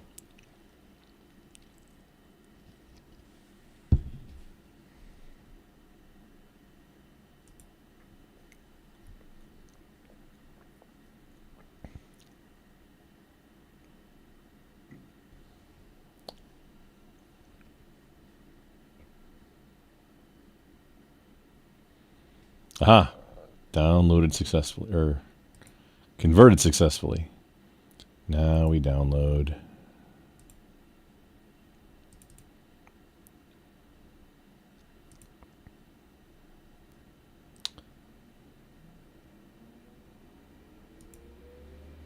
Convert another file. Oh, 3 files per day. Oh no.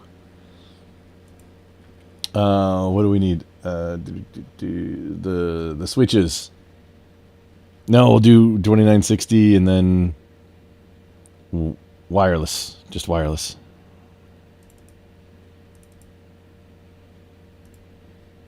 The regular 2960. Which...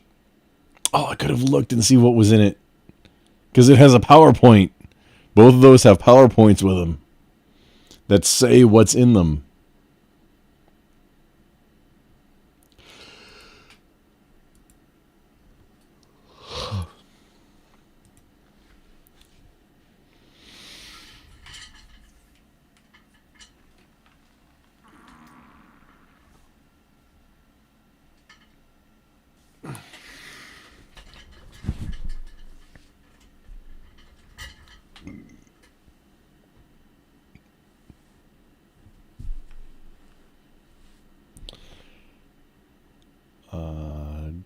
Down. Wait, convert now. Didn't we already? Oh, that was okay. No, that was uploading. Now it has the file, so now we convert.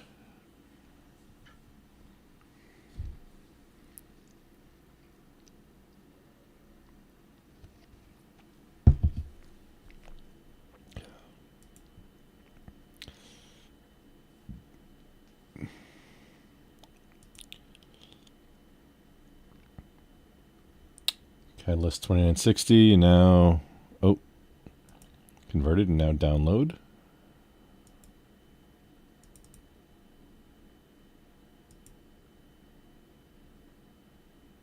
Aha, okay. Now we have Catalyst 2960, which I use at home. Browse files.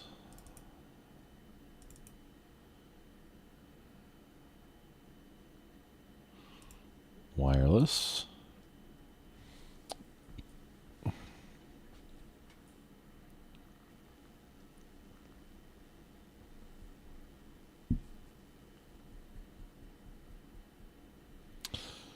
And then, you know, we'll see what happens.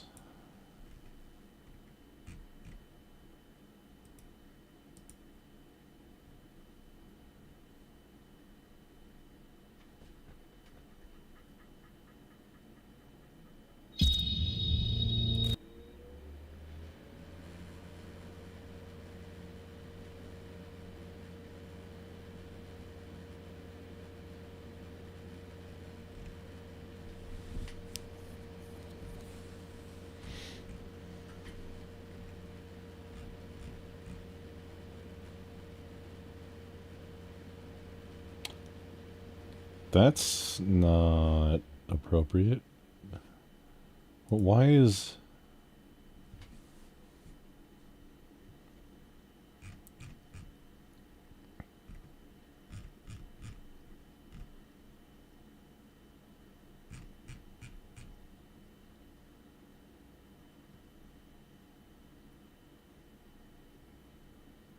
Okay, my yesterday.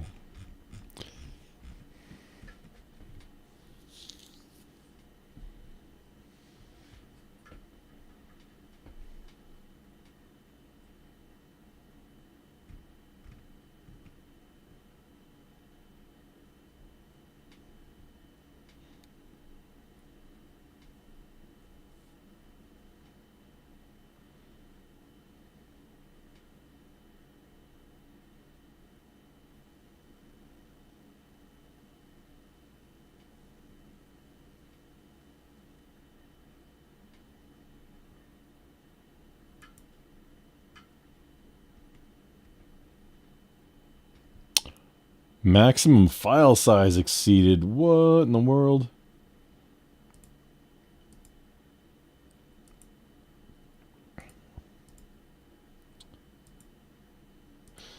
Okay, so the 2960s was the original file was a smidge under 10 megabytes. 3750 was 5. Oh, okay, so this one is 22. Okay.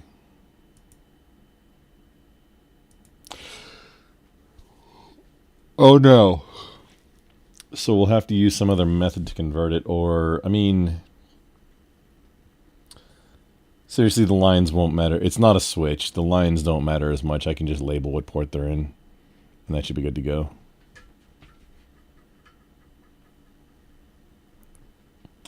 I can just paste a picture of it on and call it good. So that means we should do the other switches. Yes. Let's see, did this get bigger? 2960. 987. It got smaller. 3750, 4935. The VSSX got smaller.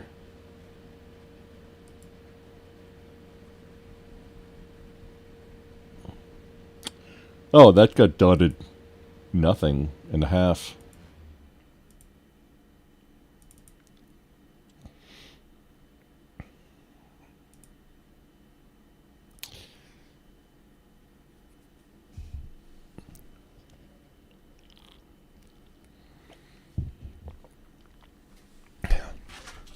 She'll slip your punches hanging out. Welcome in.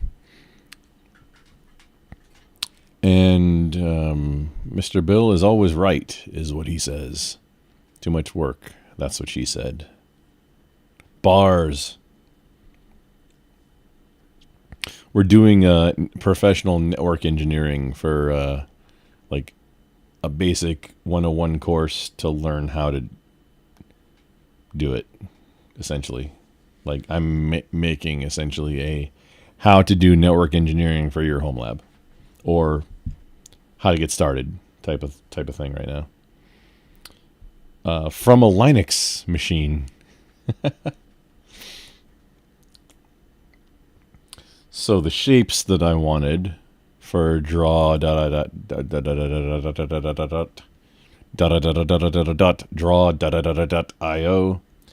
which is now diagram.net, I think. I think that's the name.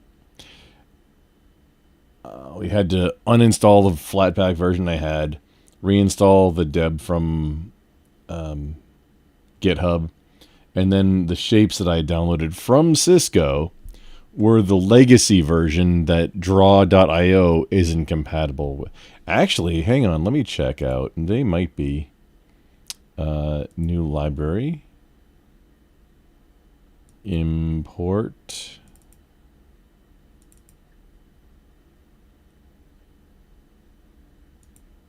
Just to see, can you... Service unavailable or blocked. Ooh, that's not good.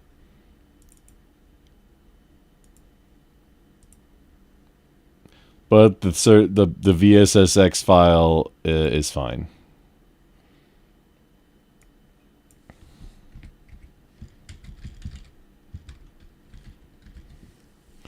Which do I want to have?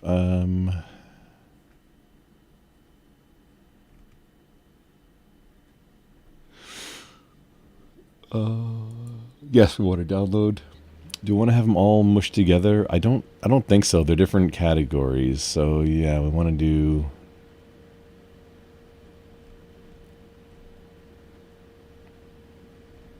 a different library for each, I think.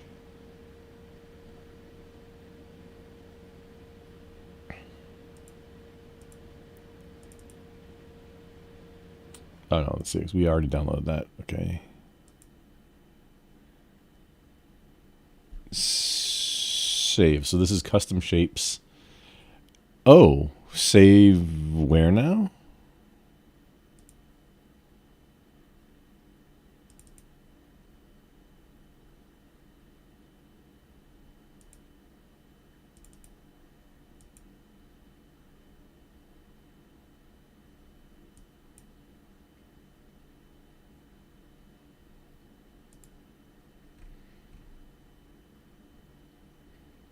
Oh, okay. No, there it is.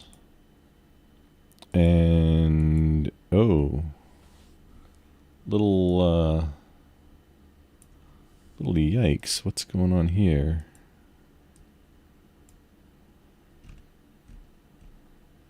Oh no, this was not.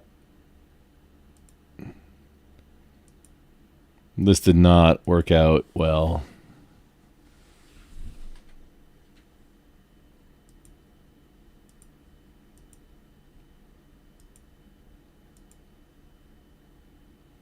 No.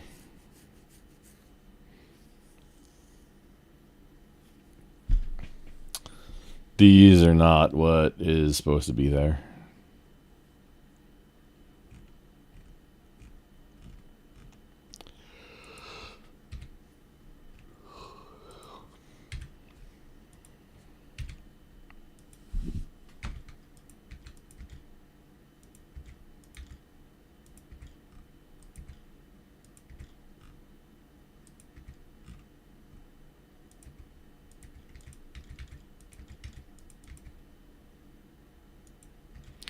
Why is my whole...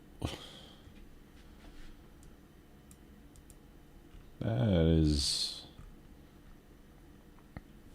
interesting. Okay, so the default grid looks like it's supposed to be the size of what is that, A5? Not legal, but just a normal sheet of like printer paper. It's the ratio that appears to be. However, it's not at these half inches.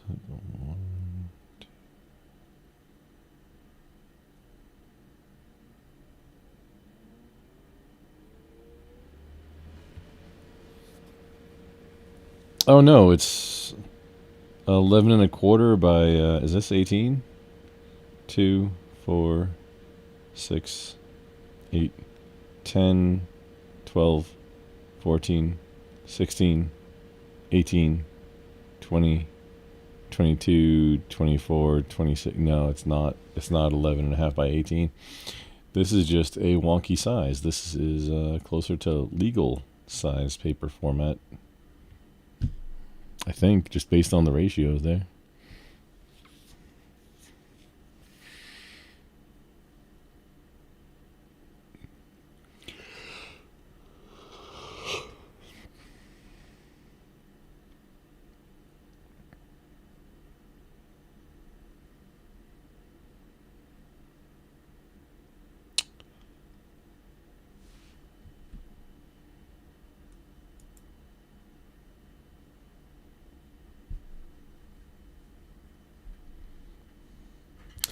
Okay, we've reached a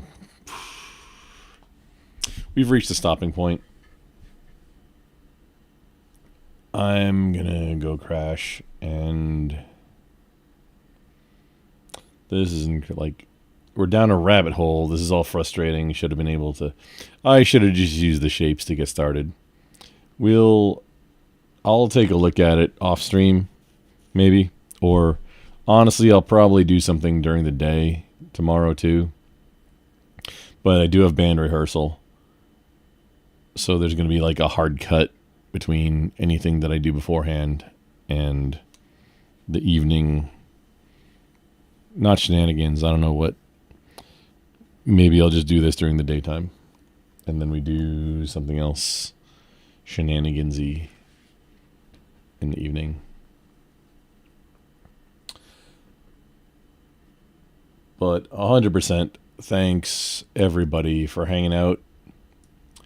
I think I am gonna take this video and the next one and then chop them both up and make something that's actually instructional.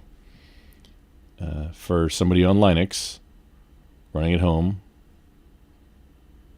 well, maybe we do a how to get into Linux stream also.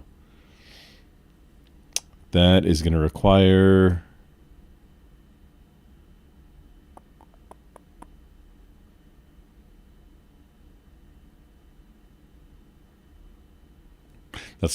some things. You know what? Yeah.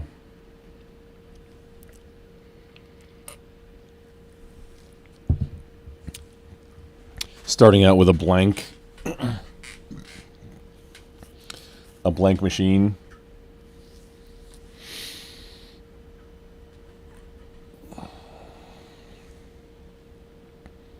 How to download an ISO, make a bootable thumb drive, start a fresh machine. I know there's a lot of nerds that have done it before, but I mean, that's something that I should have as content as a static video.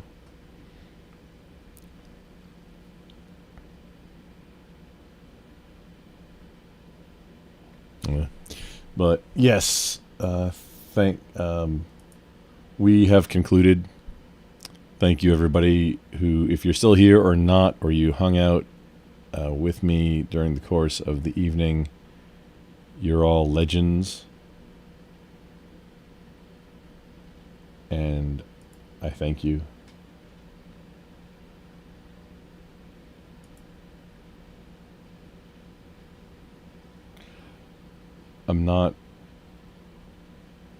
I don't have anybody that's I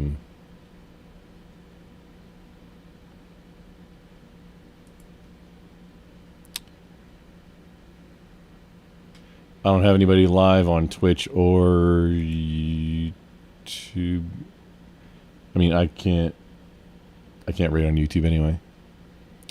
And I can't rate it on Kick because we don't have the viewers for it. But y'all keep it sexy.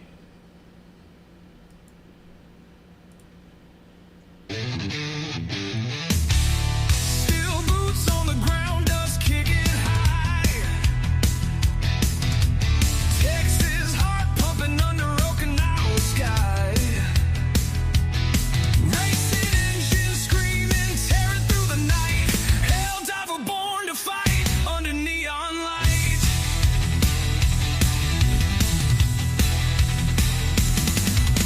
Grump still skin stands tall, grit in his veins.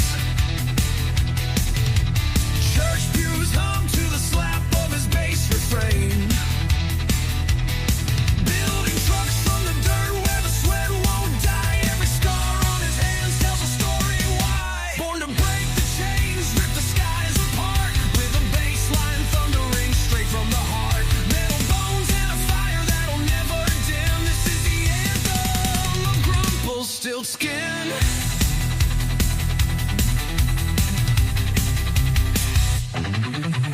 Wrenches twisting, rhythm engines roar alive. Stream of battles where the brave and the bold survive. Every chord, every note carries weight and pride. Through the war and the race never breaks his stride. Synth winds rising, cutting through the dark. Guitar flames dancing, leaving their mark. Bass solo shake.